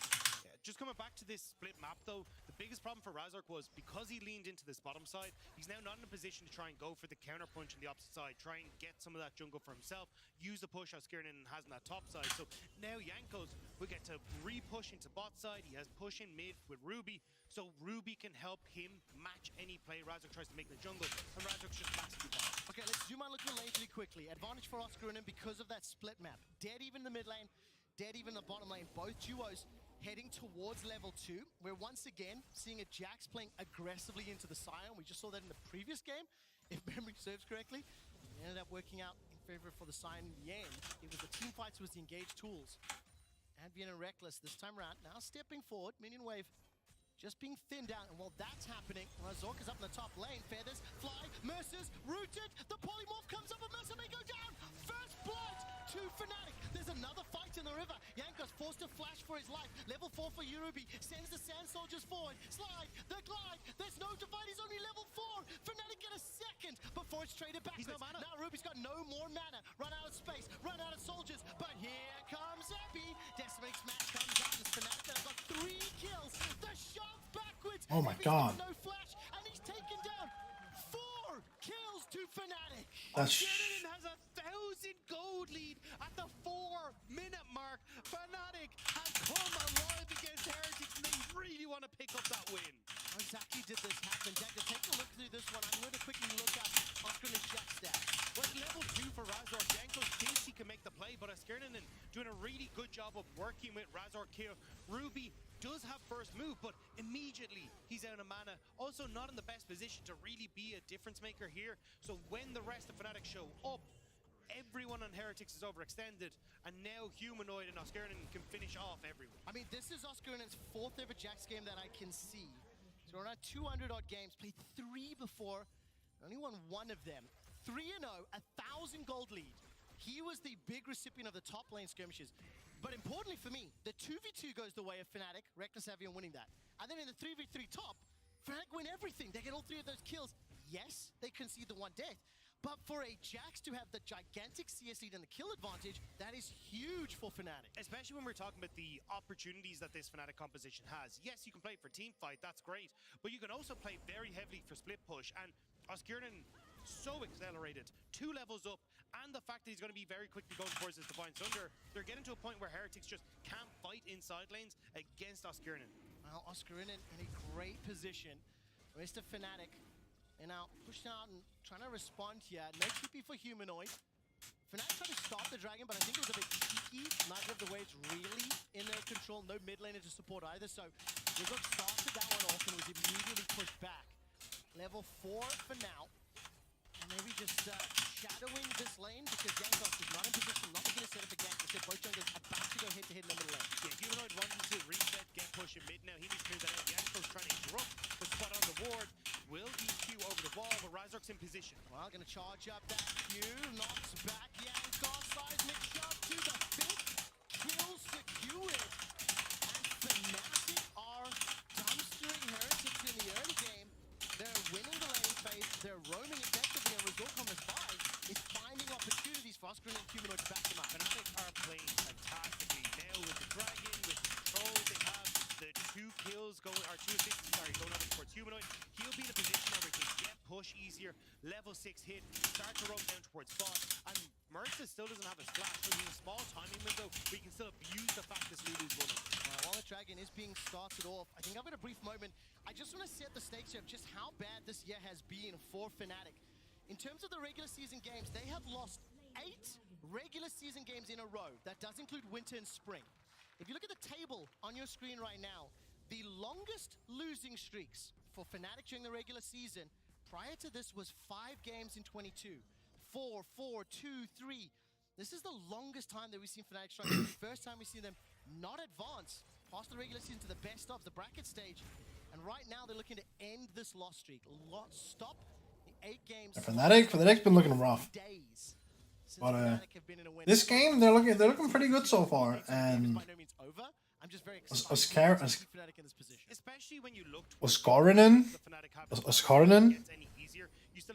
I have no clue how to pronounce that. I'm gonna be honest. I ain't got a fucking clue. Because you're going up some of the best the LEC has to offer. So the fact we're getting I would say like Oscar, like Oscarinen. Bro, I'm so fucking I have no fucking clue. We're excited to see strong early game. We're excited to see Jax that's 3-0, and if it was solo queue, I'd be spamming FF15 immediately. Yeah. Heretics is one of those where the only person I know in the team is Jankos, because he's been in the he's been around on like 5 million different teams. They have to deliver. They have to deliver. Okay, so let's just He's played on so many teams, it's ridiculous. 1700 gold lead. It's like every year he's on a new team. Across every other lane. In actual fact, Ruby is out farming Humanoid. I think because of those skirmishes and the time spent away. Now Jankos looking to get involved. The only kill Heretics have secured is with Jankos. I guess not. Maybe I'm misremembering like who Jankos is specifically. Because it does say he's been on G2 for like 5 years. I'm probably just misremembering. But he's put enough distance that Humanoid and Advienne cannot get in range. Mercer's waddling his way forward. The Weaver's wall is thrown off and your route is cut off. Another kill to Fnatic and they extend that lead even further. Immediately Jack Spectra gets the hell out of the bot lane, but it may not be quick enough. It may not. The depth charge comes out as well. Sorry, I haven't been too caught up in this game. I've been I had to deal with something else for a while. And this is just acceleration here for the members of Fnatic. Divine Sunder already at 9 minutes for Oscarinen in the top side. Now you're getting the kills also going the way of Razork. You're getting plates on bot side. This is insane. Humanoid spot at Ruby. Well, Ruby gets caught by the seismic shove. Stepped on top of the uses the Emperor's Divide, but the threaded volley's not coming out. Not enough damage. No, it's low. Oh! Down to 7. 7 hit. Oh no, he dies. Oh. Slap him with the anchor at the end, and Razok picks up another. Calculated. Humanoid at 10 and 7 HP. That's crazy. The rest of the cavalry show up. This is probably gonna be a lot more one-sided than the other two games we had. On your performances. This Fnatic looking like a strong start here. 0-1. You are showing up and shutting up the Oh, Heretics hold on. members. Wait. At what cost as Razok will overextend? Fnatic feeling themselves a little too much.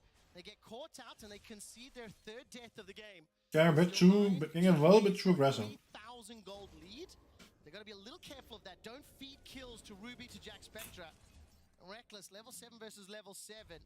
Is going to look to at least threaten Ebby and start a cheeky recall. And I do agree, Fnatic need to cool the jets a little bit. They should have been looking towards things like Rift Herald and actually trying to find these big plays. But Humanoid here does completely get caught out. Great Emperor's Divide from Ruby. Unfortunately, Yanko's just that smidge too far away. And just barely able to get away from this.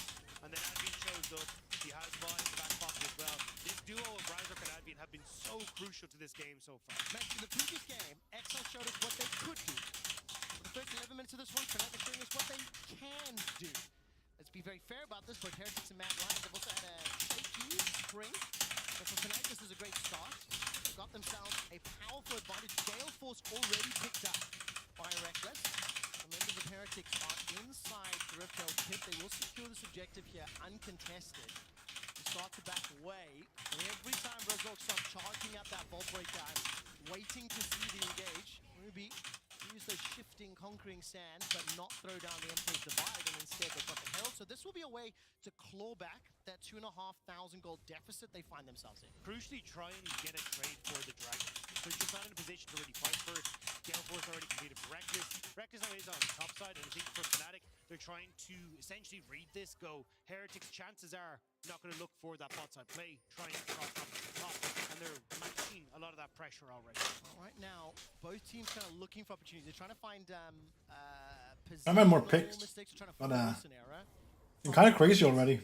Team Heretics went for the Herald. Fnatic didn't really respond. They tried to make a play top, didn't find an opening, and now both of the lanes are starting to, all of the lanes are starting to reset. In the one win the Heretics have to their name, I will get to that in a second. They had a 700 gold lead at 14 minutes, but the game was very bloody. Heretics are a team that are happy to get scrappy, get caught in the dirt, and they may need to do it this time because look, they're grouping top. Oscarinans grouping up with Humanoid in the bottom lane. Razor can come join the fray. Earth was unraveled as Shelly's dropped in the Herald dropped in top lane. Oscarinans, Jax, and Yankots forced to use that flag and dragon. Hey! Plate gank secured, but at the cost of the dragon. So 2 now in Fnatic's back pocket. I think they're going for a dive. Ocean Dragon. On the way, Humanoid here as well. Stun is perfect. Ebby forced to flash early. He survives for now. Wallbreaker being charged up, knocked backwards. Oscarinin and a little bit of threat. While that's going on, potential fights in the top lane. It's Fnatic. They get themselves a kill down bottom. Run, Oscar, and he manages to get away from the waddling Scion. Ruby figures out some time to chip away at least 2 of his clips in the middle lane, and literally every single time we try to set up to talk about things, a fight breaks out. Yep, here we go. Flag, drag, cataclysm is dropped. All used by Reckless. Play call available and not going to find a target to root. The tower's under threat. Ruby's making his way top as well. They really want to try and get some answer back, but it might just be the tower in response to Skirnin in that bot side. So at least Heretics get first tower, but it will First tower is pretty good. Immediately with more value for Fnatic. And now this is where the two of us need to just check our biases for those first 8 minutes. Yes, Fnatic ran away with the first 8 minutes of the game. And they generated that 2 or 3. Yeah, the Heretics have kind of pulled it back a little bit. Both Jack, Spectre, and Ruby have been It's only Jax that's ahead right now. relevant with their lane opponents. So for Fnatic to continue staying ahead, they need to fight more with Jax. Afford to lose control of Jax. They need to abuse that Jax is ahead. The entire team gold advantage for Fnatic. He's nearly completely second item. Just this Jack Spectre finishes first. He is absolutely huge at the moment, and that's where a lot of the crucial pain points are going to be for Heretics. As Australia was able to continuously push against Ebby, essentially ignore the damage as well once we get to a strong point. There's no way for them to control it. Humanoid also having to push in the opposite lane. So at the moment, just gonna move Reckless into mid. He should be able to get good control over the mid lane. And then it's a case of Adrian trying to lean with Razor to boss, to humanoid, to set up more of these wild centers. And now I'm looking at you to learn from what Patrick did. Cashew nut has been eaten. That frankly are better than what we've seen from them this spring. In the previous game on that Zaya, I mean, he just flew. Positioning was fantastic. Play callers were fantastic, and with the advantage has been built up for the team. Yes, Reckless is behind in gold because the kill has been secured by Jack Spectra. Comparison to so many games he's on champion, we know he's comfortable on. He's got a team that can buy the time and the space thanks to the lead that's been generated. So Reckless also needs to put the damage down because what we have seen this spring, it's not my fault. It's not my fault. Catching Reckless. There we go. Got his flash. Forced to flash and go. Seriously. Got his flash. My freaking fault. But I do want to highlight again that I think for Reckless, it is time to put up a show. That is good. We really need to deliver because of how Getting this flash is good. have been in the current meta. I agree, and I think the biggest one right at the moment is, again, the fact that Reckless just barely getting caught there, then gives Heretics this push in mid, so it is these little mistakes that are starting to come back a bit, but if you look topside, Humanoid has push, Jax as well for Askirnan is stealing away camps on this bottom side, so still, even though you're having a lot of Heretics members group up and look for stuff, Fnatic are still managing to get these advantages. Let's talk a little bit about the compositions. We're heading towards the 2-item state.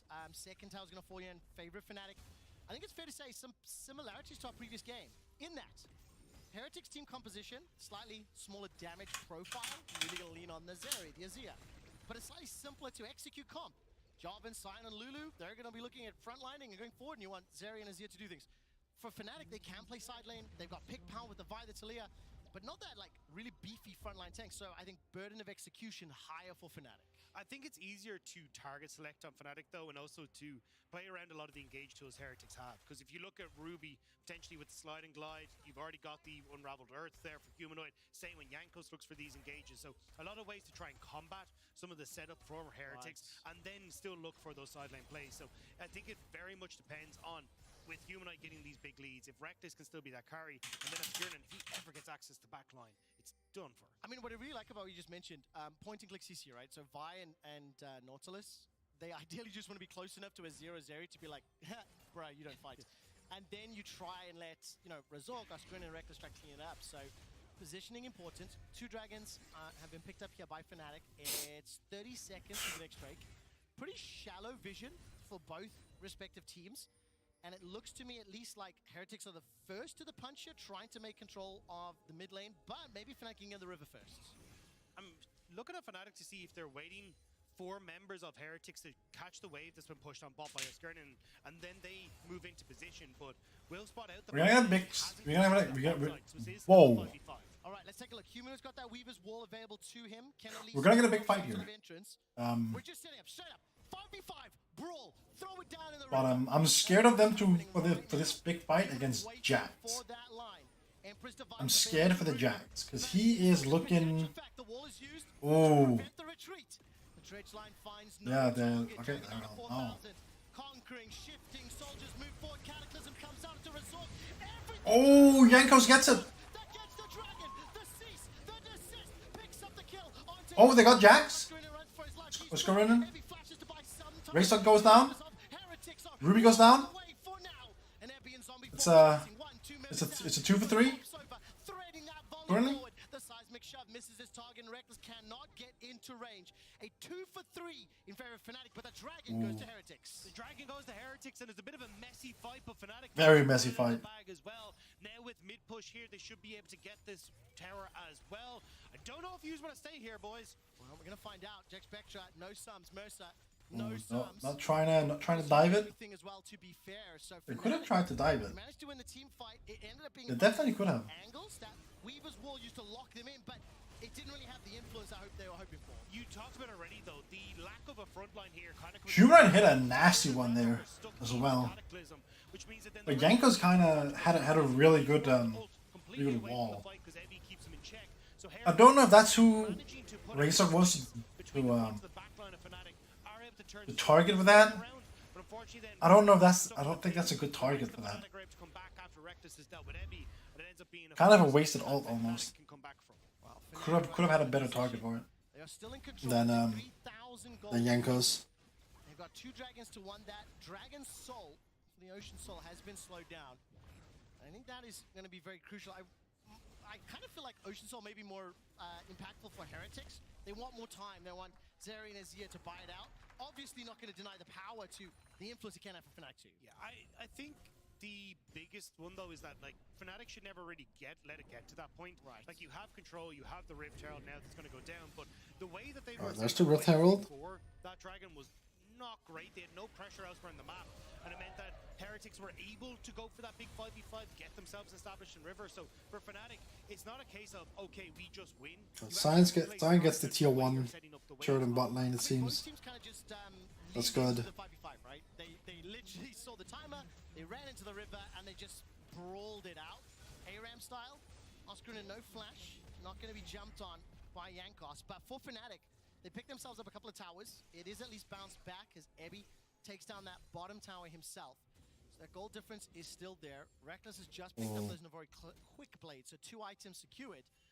Now Ebby... Is he trying to solo? Oscar and a Razork stepping the way forward. 2-level advantage for the opposing jungler. Oh, he's gone. Forced to use it unstoppable. Evie's gone. The world, relatively low cooldown and kind of anticipated. But it is the side lane pressure that we do want to see, because I think... I didn't see if Oscar had his TP available before the dragon, but didn't try to buy time, didn't try to bait Heretics into the pit, like use the comp that Fnatic put together to its advantage. Especially the fact you can just look to trade a dragon. You don't have to worry about going for a team fight. I know one Ocean Dragon going across, say if you got the tier 2 in top, if you'd actually manage to get that mid tower push down and then threaten a huge man, that becomes far more valuable, because then it gives long lanes for Humanoid to play around. Suddenly your mid lane is significantly closer to your side lane, so you've got quicker rotations between both sides, and then you can actually keep Heretics at bay from Dragon 4, 5, 6, and that's where I think you should be playing for as Fnatic. They may be starting to lose a little bit of the wheels a bit, where you actually need to make sure Heretics aren't reaching super late game. But the thing is, even if Heretics do get to super late game, we don't have the utmost or the highest confidence in their either movement around the map, their team fighting. What we have seen is a bit of a shaky mid to late game. I can remember the inhibitor push where, I think if I recall correctly, Ebby was pushing the Nexus, the rest of the squad trying to defend the tower. The ultimate lost both objectives and then lost the game. So for Fnatic, they've got the gold lead. They're facing a team composition that wants to go late, that wants to team fight late, and it's against a team that has not demonstrated mastery of that portion of the game. I will use your own words against you though, and it does feel a little bit of a simpler composition to operate on. Like Jankos basically puts the bullseye down and goes, here, hit that guy. Keep this it one right simple, here. Scion. Yeah, exactly. We'll go with that one, right? As long as you just hit that one guy, you're going to be fine. And Eddie can tank. Oh, they're jumping. He's the Scion, looking to keep it That was, simple. Forced to flash for his life. Ruby has a flanking opportunity available to him, instead backs away. And Fnatic are hunting. Okay, so teleports are available for both Humanoid and Oscar, but the members of Fnatic have just grouped up as 5. So they need Ruby to... a fight. They've got a 5v4 for a few seconds. Ruby will be late to this one, but it's Team Heretics. They're waiting. They've bought enough time.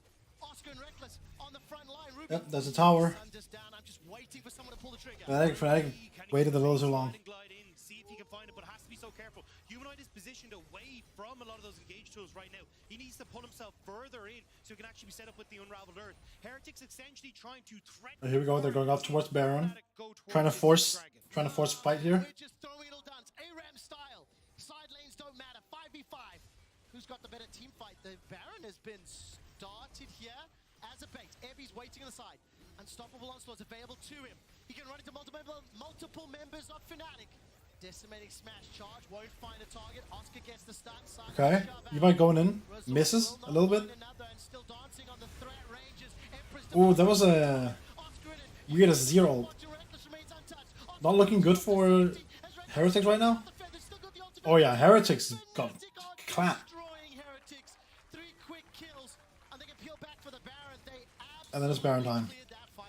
It was a nice attempt from Ebby to get that flank, but Fnatic, as soon as they spotted that there was no sign of the pit, they started checking every brush along the way so they didn't get caught out, and Ebby ends up giving his life. Like, watch at the start of this here. Advian throws a hook into the bush, it's like, no sign on there. Oscurnan then goes, but he's more than likely in this one, so starts to back away. Where's Jankos go for? I don't even see where Jankos ends up. He just doesn't do anything the whole fight. He just pulls back. And then he... Okay. Yeah, that was a bit indecisive, I feel. It feels like the Heretics were a little indecisive there if they wanted to fight or not. Because while some of them were getting attacked, there were a couple of them just running around, not sure if they were like gonna go in and try to fight it or pull back. And then once they decided to then go for the fight, it was a little bit too late. And for Fnatic at 24.5 minutes, they are grouping up. They are daring Heretics to fight them. It's simply not working. And I'll give some credit there to Ruby. I didn't expect him to do even 3,000 damage, but did not have the impact necessary to win that fight, and that's why Fnatic are now sieging. I think we're gonna have another fight. I feel like Heretics are just gonna throw down. Cataclysm has just become available. Oh, here we go. Onslaught is up to Ruby's making his way from the middle lane. It's actually gonna be a retreating Onslaught. So now Humanoid, does he decide to use the Weaver's Wall? Cut off the retreat path. He's done this before. I think he might want to do it again. And there here we go. But catches Oscarden in that as well. So Oscarden is now in a little bit of trouble, forced to hop away. Should get the tower on bot side though. Well, They're going for EY. Razok steps forward. It is a little bit of an intriguing set of abilities here. Both teams, individuals looking to create opportunities, no one really being able to do so. Oh, ooh, missed him. Just a little short, but the recall finishes. Cataclysm. Oh, big Cataclysm. Reckless forced to flash away. Blade Call is backwards. Nobody's died just yet. At the end, They get Nautilus, huge. And now they're going for Humanoid. Didn't quite make it. Razor blocking. Ooh, almost. Ooh! Huge. That was massive. That was a giant Azir ult. Holy shit. But then he kind of got stuck himself behind there with the Talia, and then ooh, Garen gets to free tier 2 tower. As soon as they realize Oscarden is on the reset, that's when they turn and pounce. Well, they managed to at least get themselves a couple of kills, but I think Fnatic is still overall in a better position. That was the wall. Dragon Strike didn't land, and no hesitation at all. Instant 3-man Cataclysm. A great job from Jankos. Immediately jumps onto Reckless. Reckless is then forced to flash and ghost away from it. Jankos just about manages to escape, but here, Jack Spectre's in a fantastic spot. He knows he can deal the damage. He's got the speed up. He's going to have that front line to make sure he's fine. Great ultimate here from Ruby. Into a great flash from Jack Spectre. So over the wall, immediately over. Jack Spectre now flashes the Reckless Blade Caller so he doesn't go down. Big play from Humanoid. Something finally back here. Such a good position there for Fnatic at least. I guess still heavily in the lead here. 2.5 minutes to go until the Soul. But I think you can't deny the fact or disregard the fact that these team fights are scary. If Ruby and Jack Spectre are given the time, given the space, they can clear out the team fights. So for Fnatic, can't afford to give up more, but they're still in a great position. They still have very clear control of this game. Especially as we're starting to crest into 3-item territory now. You got 3 onto Jack Spectre. Ruby nearly finished his Zhonya's. This is where it actually does become a little bit more dangerous for Fnatic. Oscarden is still massive. This is the big kind of ace up their sleeve for Fnatic right now. But if, as you say, you can set up a nice team fight front to back for Heretics, that's where I think Fnatic might struggle. I mean, Oscarden's got a 5,000 gold lead over Ebby Sion. That's a big lead. Will be impossible Wait, to discuss with I might be a little out of touch with this whole thing. Like League of Legends in general. But Hourglass and Jax? Is it? This is a thing? Some early advantages. But we're just grouping up again. This is a game defined by 5v5s. Neither team, this might be harsh, but neither team really showing an awareness or understanding of how to play those side lanes. We've not seen Oscarden play the side lane push a huge amount. Look, his TP's on cooldown, so obviously you gotta be aware of that. But we're just grouping up. We're gonna sit up for another fight, Dagda. Yeah, another fight setting up. I love matches like these where they're just like, it's just like constant sit up for fights, like bam, bam, bam, bam, quick fire. Next fight should spell the end of the game, I would assume. Looks like they may even just go right. Screw this. We don't really. But that's a choice. You either choose. So with the Baron just up shortly afterwards, we're going to try and set up vision on this top side. So we'll be forced into that hard decision again. What objective? If Fnatic starts the dragon immediately, they can take the dragon and get the soul, and then head straight up to the Baron afterwards. But they had to pull the trigger quickly. They have to be fast with it. Remember, straight up, front to back team fights. Heretics have got the front line. It's a little more difficult for Fnatic. They need to get Jack Spectre. They need to get Ruby. Neither of them have their flashes available. Point and click CC has to land. Teleport coming in. The shrimp wants to charge. Unstoppable onslaught. Oh, here we go. Trigger. Waiting for him to go forward. Who's, Holding oh, on to there's the now, wall. Weaver's wall. Cuts off Scion. He gets pulled Sion gets stuck, and then they force the fight. Here we go. It's a 1-for-1 so far. Ooh, big ult, big ult. Nice, they got Oscar in. Jax is down. And they get the buy. No, yeah they do. Ooh. And then they get humanoid. Nice. Good fight. Good fight, Heretics. That's a 4-for-2.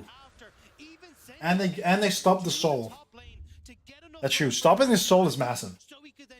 Winning the fight is also insane.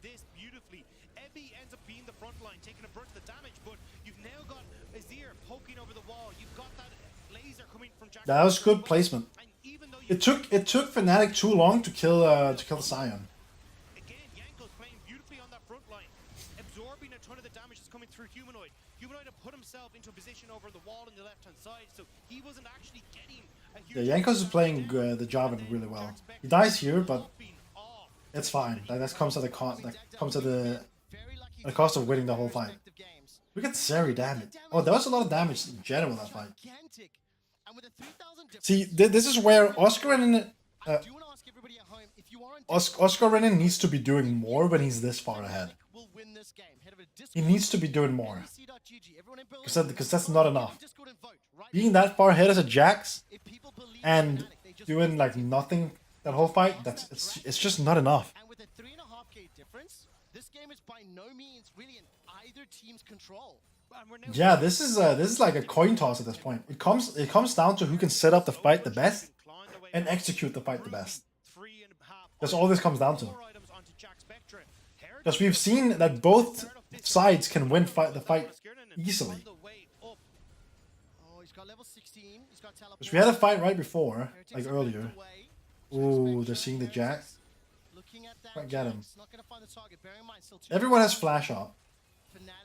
Except for Jankos. Jankos is the only one without flash in this fight. Ultimates are all up as well. Obviously, we're still counting those votes, so ignore that for now. But the Baron has been pushed away. Fnatic have stopped them, and it's Heretics looking for a pick. This works for Heretics, though. For Fnatic, they were trying to keep Oscarnan pushing in that bot side. Heretics start up the Baron to try and get... We're also getting to the point where the gold lead doesn't matter as much. It obviously does matter a little bit, but Sion is already like so bulky now that like it's really only on him that the gold difference, that there's actually a gold difference. The support gold difference all doesn't matter. Fnatic are starting it now. Oh. Oh, they fucked it. Oh. That's so bad for Heretics. But it's a good fight. It's a great fight.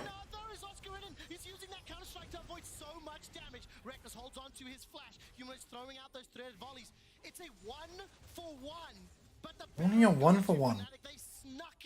Fnatic got the Baron. Damn. That was a good call. That was a great call from Fnatic. They realized the reset. They realized he reset. So do they see him reset? They don't even see it.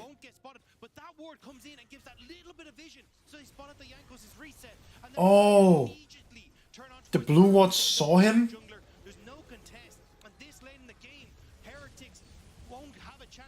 That's wild. So much damage on the Fnatic squad. Production have told me, unfortunately I can't run the graphic, but just before that Baron was secured, the vote was 70% in favor of Heretics. They did not believe Fnatic would win. Admittedly, Fnatic just lost the team fight and lost the Dragon. Now they've got the Baron. I imagine there'll be more confidence on the side of the Fnatic fans. We're a minute from the next Dragon. Heretics again do not want to concede. This is a good game. This is a really good match. This is a great match. Once again grouped up in this middle lane. Teleports available for all. It's just a 5v5 slam down here. Now with a minute to Dragon, Dagda, you do need God to damn. about the setup here because it just feels You'll love to see it. straight into I love matches like this. That's exactly it. And the big one would be a case of can we The get these 5v5 slammer. beforehand, but it doesn't look like that's going to be the case. Ooh, watch out, Yankos. He dodged that. Razork, but Heretics need to get that front to back. They can't have these separated skirmishes. Okay, so no flash for Ruby, no flash for Oscar, Razork, and Humanoid. Reckless has his available. Jack Spectra's got the Hourglass as well. 30 seconds for the Dragon. It's Humanoid being chunked out. It's Evie. Ooh, Evie. Dredge lines, man! He's taken out by Fnatic once more. Cataclysm has been used. That's bad. To help That's bad for Heretic. 40 seconds before Evie's alive. Awful for Heretics. Fnatic have got a 5 versus 4. They're trying to fight it still. Effective hit points. They're peeling into the river. They've got their sights set on that Ocean Soul. Humanoid trying to see if he can get the angle for the Weaver's Wall to separate out Heretics. They're moving in as 4. Well, they need to. Well, that's true. They do need to stall it. Through the wall, and it's a beautiful setup. Oh, Yankos, you should have. No! Who? Wait a minute! Holy shit! They got the soul, but oh my god, the fight! Oh! Oh, I thought Sarah was popping off, but then they locked her down. Now they turn their attention to the inhibitor turrets. The 1-2 combo of the Vi and the Talia with the setup onto the AD carry of Heretics, take them down. And Fnatic, they're barreling down mid. They're going to try and get their first win. I need to see, I really feel like it was the seismic shove that caught Jack Spectra. I want to watch that on the replay. Huge ability that just completely unlocked the win. Reckless finishes off the Dragon. Fnatic are on an 8-game losing streak. They have not won in 50 days. It is the worst regular season loss streaks that we've ever had from the squad. And this might be their first win here in Spring. This was a great wall. Now, they've been on a and a great turn here onto 8 losses in a row. Ooh. From Ruby sending in the soldiers, Jack Spectra with the burst as well. It was looking so good here. It was looking phenomenal here. A little bit longer and buy some space here. But the biggest problem is as Razor comes back out of the pit, Jack Spectra steps But then here it falls apart because they managed to lock down. and that's where the damage comes. Look at that. Massive damage. What a combo. What a beautiful combo. And then the rest just falls apart. Man, so Fnatic are in a position they can close this out. Super's in the middle. Look at that damage. Remember that was that 5 versus 4. Ebby had been taken out just beforehand. Ebby, Sion, 0, 9, and 5. The split map play at the beginning. And the way that they've tried to set up for these team fights, Ebby has not been in a right position. And look, I want to give credit to Fnatic have punished him, right? They've pounced. They've been able to separate him off, use the Weaver's Wall. Alright, so what's the plan now for Fnatic, I wonder? You don't get stronger. I've got time to flourish. I'm only at 2. That means I have so much time to build up all these stats. Plan now. Obviously, I'm I mean, Fnatic has better levels too. They do have the level advantage. Evie is only 15. Level 15 and almost everyone in the game apart from the Yeah, now they're talking about. Of course they are. Stealing my goddamn shit. They are. Ooh, Evie, no. Singling out Ebby. Yes, he's the front line, but if your front line is burst down in a second and a half, what more can you do? Weaver's Wall will slow down the retreat. 45 seconds for the next Baron. Yeah, they're keeping them away from getting any vision in the Baron area. That's all they're doing. They're just stopping any vision. It's Yankos in the mid lane. It's Ruby in the top lane. And I think the safe option here, peel back, get Baron, and use that to close the game. I agree. I think still, though, Fnatic not really utilizing their waves correctly. You could have... I do agree that should be a Fnatic plan. You got good engages coming. Just keep them, just keep off. I think is why they're a little bit more worried about it, but Humanoid, good flick back. Takes a little bit of damage in return, though. Yeah, a lot of damage as well. Just before this next fight breaks out, if you are Fnatic fans, these are the next games. Koi, Astralis, G2, Mad Lions. Fnatic need to close this game out and then look to tomorrow. Oh, here we go. To next week to pick up those wins to make it back into Everybody's dead already? Out. The rest of Heretics simply cannot step into the mines. They cannot step into the feathers. They can't get through the damage line that Fnatic have to allow Ruby and Jack Spectra to hit their targets. It's because they don't have a front line. The Evi just gets blown up immediately every Yeah. single time, and Yanko's barely had Evi, the thought to Evi is not bulky enough. He's He on can't. already dead, so Jack Spector He just dies too this quickly, great team fight and that then we're expecting, and then leaves no front line. when they're given It's that opportunity, but it's Fnatic tough. aren't It's able really to do tough. so. Now with Baron, There's so much damage on Fnatic.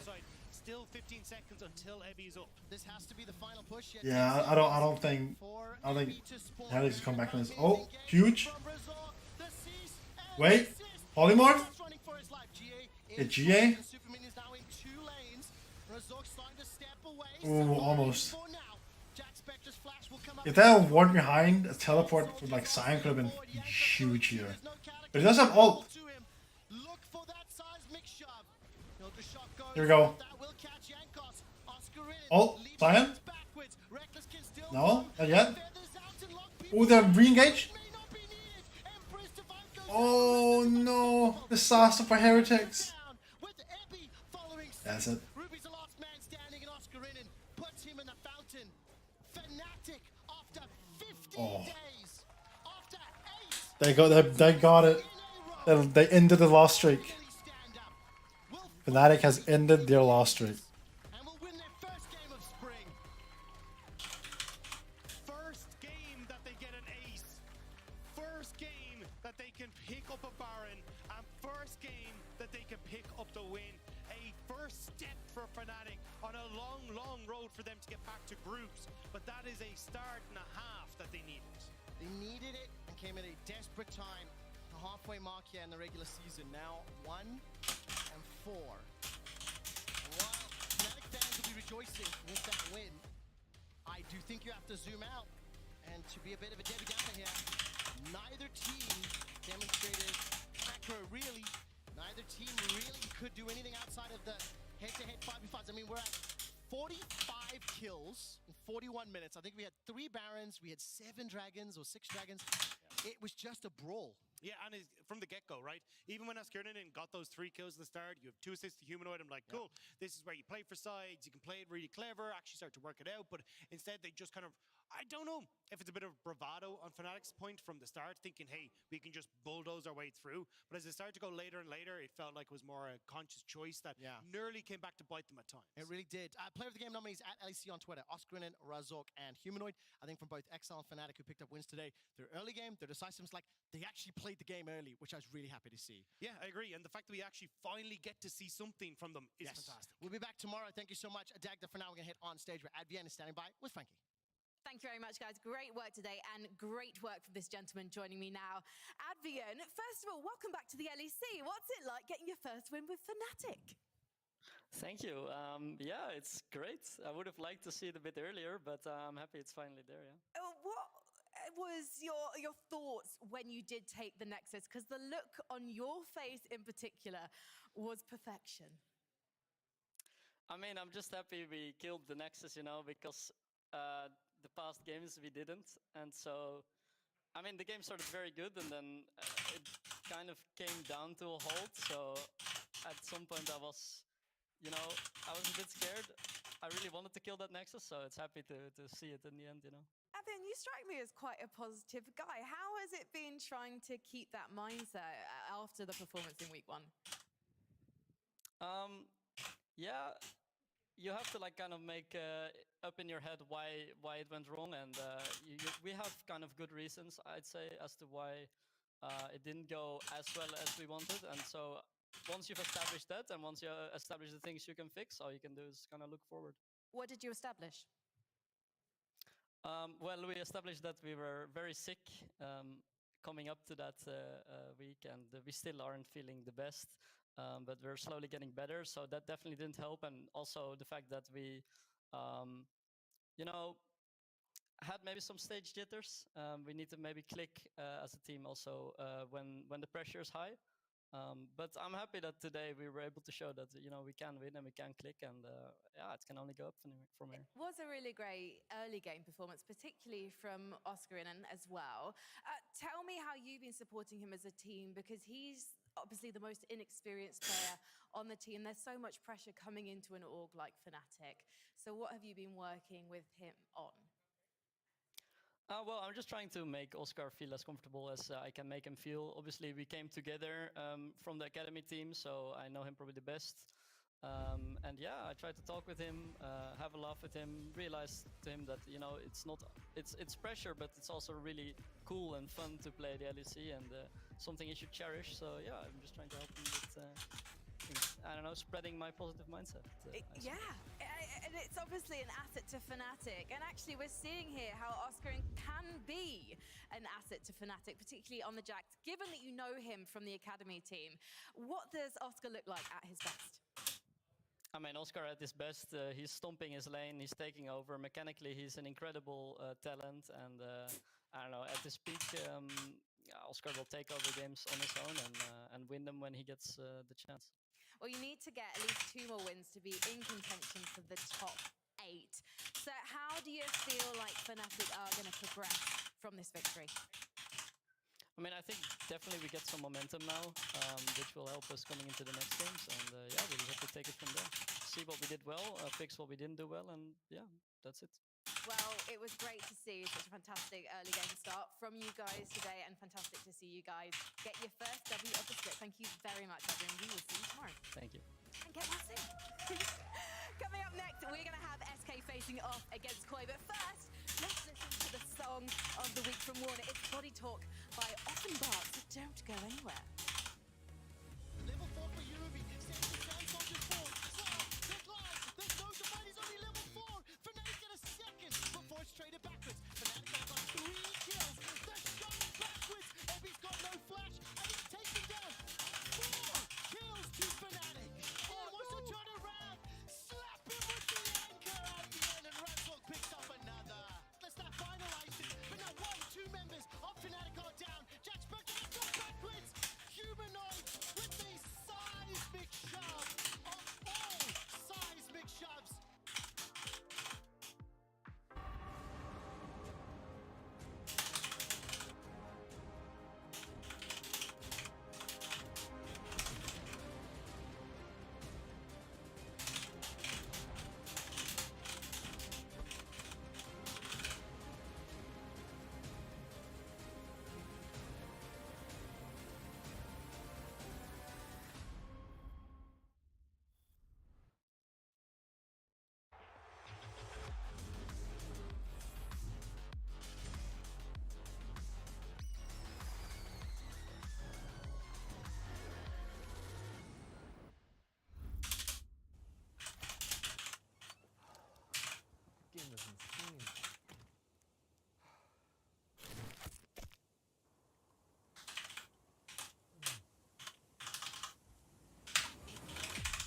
Even the biggest champ needs a break.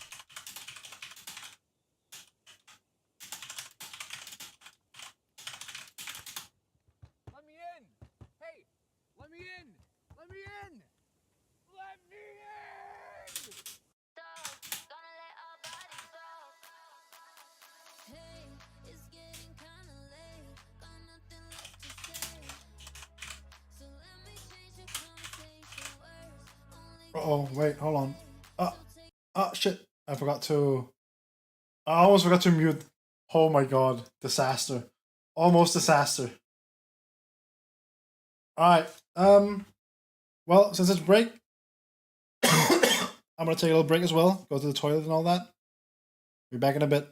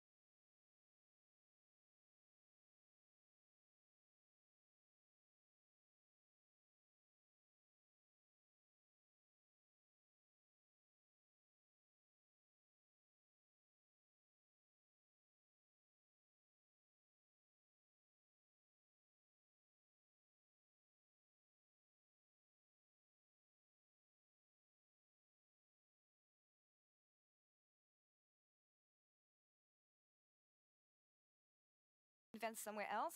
But All right, knowing there we what go. Shigenda can be like and the fact that he's All very right, we're hit back. or miss, what can we hope when it comes to the focus matchup on the side of SKGB? Yeah, I think it's going to be really interesting. We because I would are argue that it's not just Agenda, it's Koi. right back into it. That can be a bit of hit or miss in terms of what kind of Koi shows up. And it's kind of hard to Is get a read. HK I against think Koi? that it'd be fine if I you think. play bot side and just try and Yes. attack a bot lane of Koi that has been weaker. Yeah, so But if Koi you is don't get basically touchdowns just or the anything old like rogue that, team. where, okay, we can come in with a counter pick But from then a the new side, top laner. whatever it might Well, be, Jason they're pretty good. suddenly Or should be there's a pretty good. chance where you can try and play for that top side of the Unless map. Rogue has Both become teams bad be without flexible Auto in Amne. terms of what they want to play for, and No, I don't that's think kind of so. what I think gives there us should be. those There should. very There. good. I think specifically in regards Oran to is good. today's match, I thought it was a little bit of a miss. Well, the rest of the team was Them also trying to pretty play good. so heavy I mean, around they made it to top side, Worlds, so flash down bot lane early it on, can't be that get bad. path there. But when they had counter pick on top side and go Gnar into the Jax and a Vi on the other side, that makes me really concerned Change about the my top title. laner, especially if we're showing jungle So this on would the bot be side of the map. And I think that SK ends up giving Irrelevant a lot of problems versus on the top side Koi. of the map, not having the support and actually junglers showing on the opposite side. So I think there's some element of, depending on the top lane matchup, what you can do around the map has to really work out for you, because you're risking losing so much. The second, you know, your jungler shows bot side with that top side matchup, like, you're getting dope instantly. And again, which version of Koi is going to show up today, GB? Because they showed up big yesterday against G2. Can they reciprocate this coming in today? Yeah, I mean, of course they're coming off momentum, and it feels like these are some of the players that's kind of riding off how well it's going for them at the moment.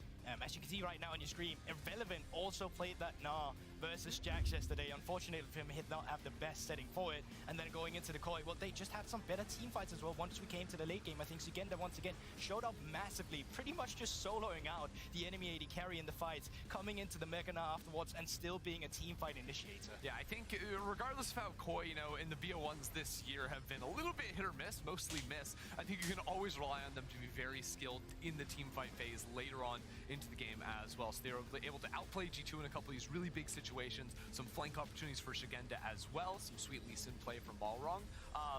I don't know, I feel like I have a really hard time rating Koi throughout this split, because we know how good they were, especially towards the end of winter, but they got off a little slower in week 1. Yeah, I think just to put an example of why they're hard to read, it's just like one game, bot lane will randomly die 2v2. And what more is there in that than, well, we played the 2v2 bad. And then other times, they'll actually show up. It's not like yesterday was that, because they got 3v versus 2 killed down in bot side on a play they initiated. But it's the fact that, what do you say, right? It's like, it's so hard to really coordinate when they're doing something right and when they're doing something bad, because a lot of it just comes down to the fundamentals of how they played the matchup of the lane. And we'll see what side of the coin we get today in this game. And let's send it over to Dracos and birthday boy, Kajol. Take it away. XTD's in chat. Happy birthday to Hey, you. it's his birthday. Birthday to you. Trevor did. Happy birthday, dear Kadril and also DOS. And DOS. Happy birthday to you. Thank you guys. Thank you so much. Thank you so much, Berlin. Thank you. Absolutely wonderful. I'm Great to Dracos. This is my good friend Kadril. It is his birthday today. He is 27. Like many of you, he is now contemplating how much closer he is to 30 and wondering if that's when life ends. It doesn't. It keeps going. I don't need to say anything. You've just summed up. Yeah, there it is. No, but it's also DOS's birthday, so shout out to DOS's DOS as well. birthday. And it's also a person in the crowd whose birthday today as well. Just gonna give us a wave. Shout out to you, G2 fan. Maybe we'll find the win later tonight. But yeah, SK versus Koi, big game. These next two games are huge games. You've got this game, we've got the G2 versus Vitality as well. We're in for two screamers. Why is that smirk? Well, because we were talking about how we needed to get in the zone. Because normally we come in at game 3, and game 3 is always a bit loosey-goosey. Game 4, game 5, very serious. Yeah, game 3 and then we was pretty sang happy loosey. birthday, and I'm right back to loosey-goosey. So I'm trying to find the headspace, and luckily the dramatic music is Alright. here to back me up. Let's get into picks and bans. SK Gaming versus Koi. Ba-dum, bum, bum, bum.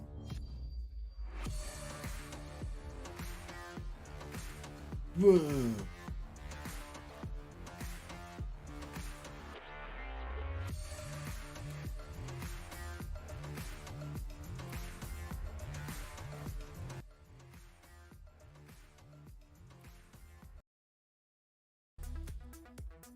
All right, here we go.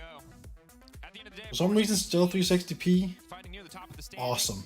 Koi currently at 2-2. They've been struggling in the best of ones. We look at their winter as well as their spring performance. But after yesterday's game, feels like newfound excitement, newfound joy. Barriers banned instantly. TF for Larson, wondering if we're going to see it As here expected. up against SKE. Zeri banned.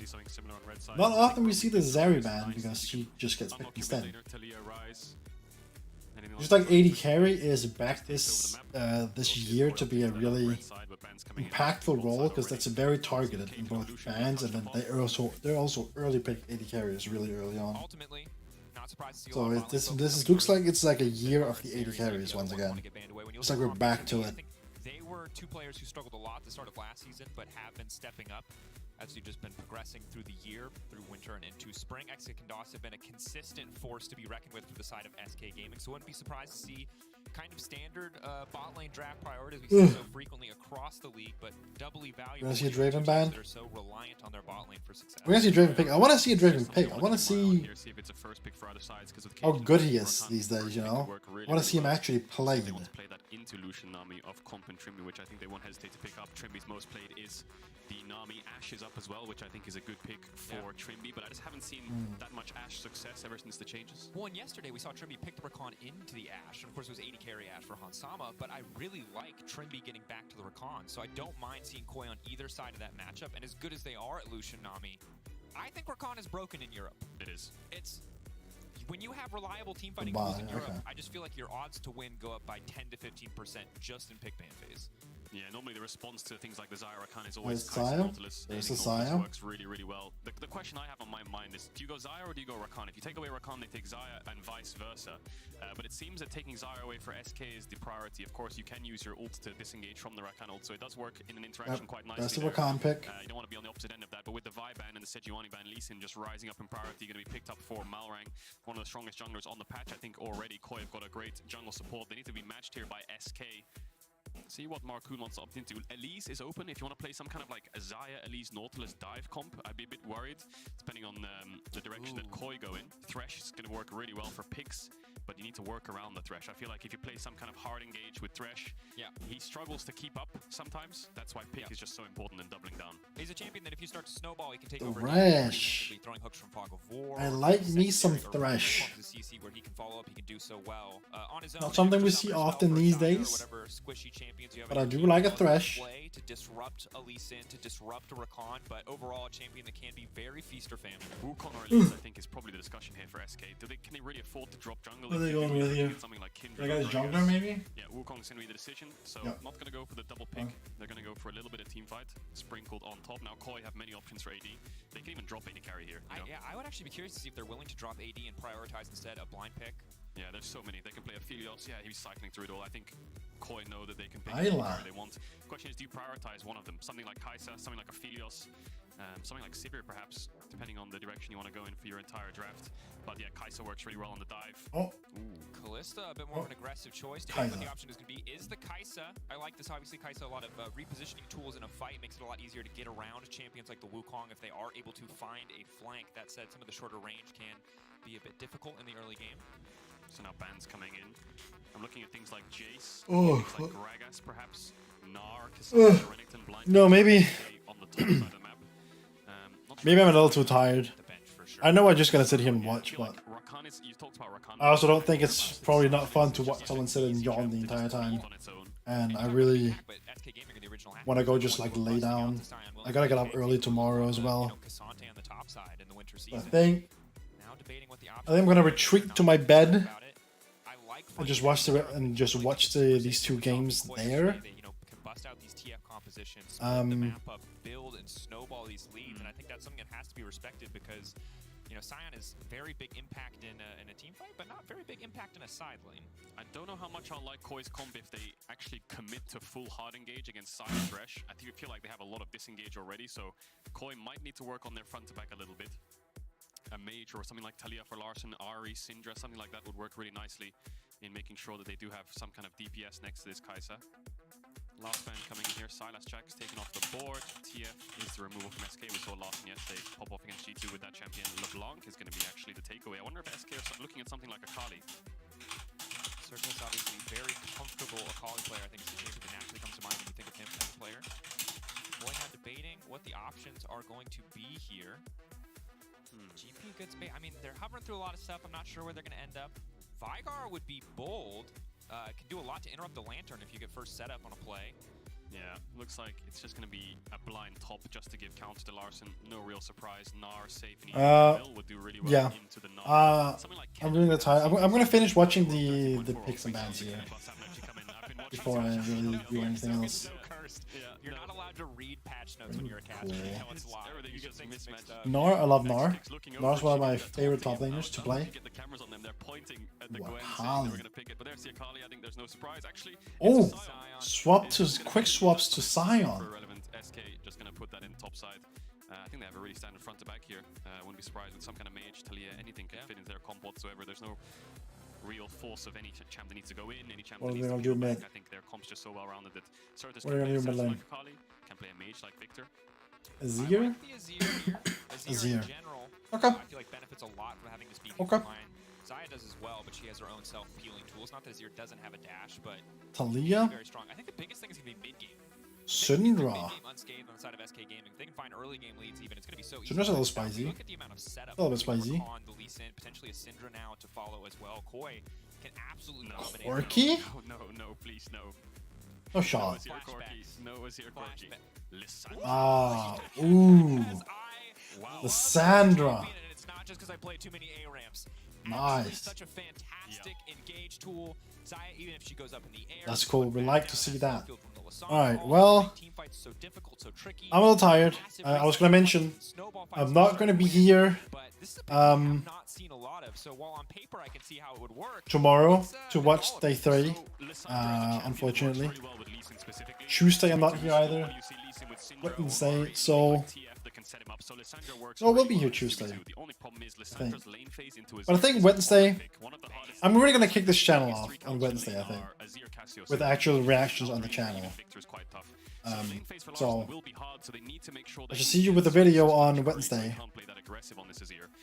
Bye. Level 6 moving to sides, 2v2 mid jungle. It's in their hands the first 10-15 minutes of the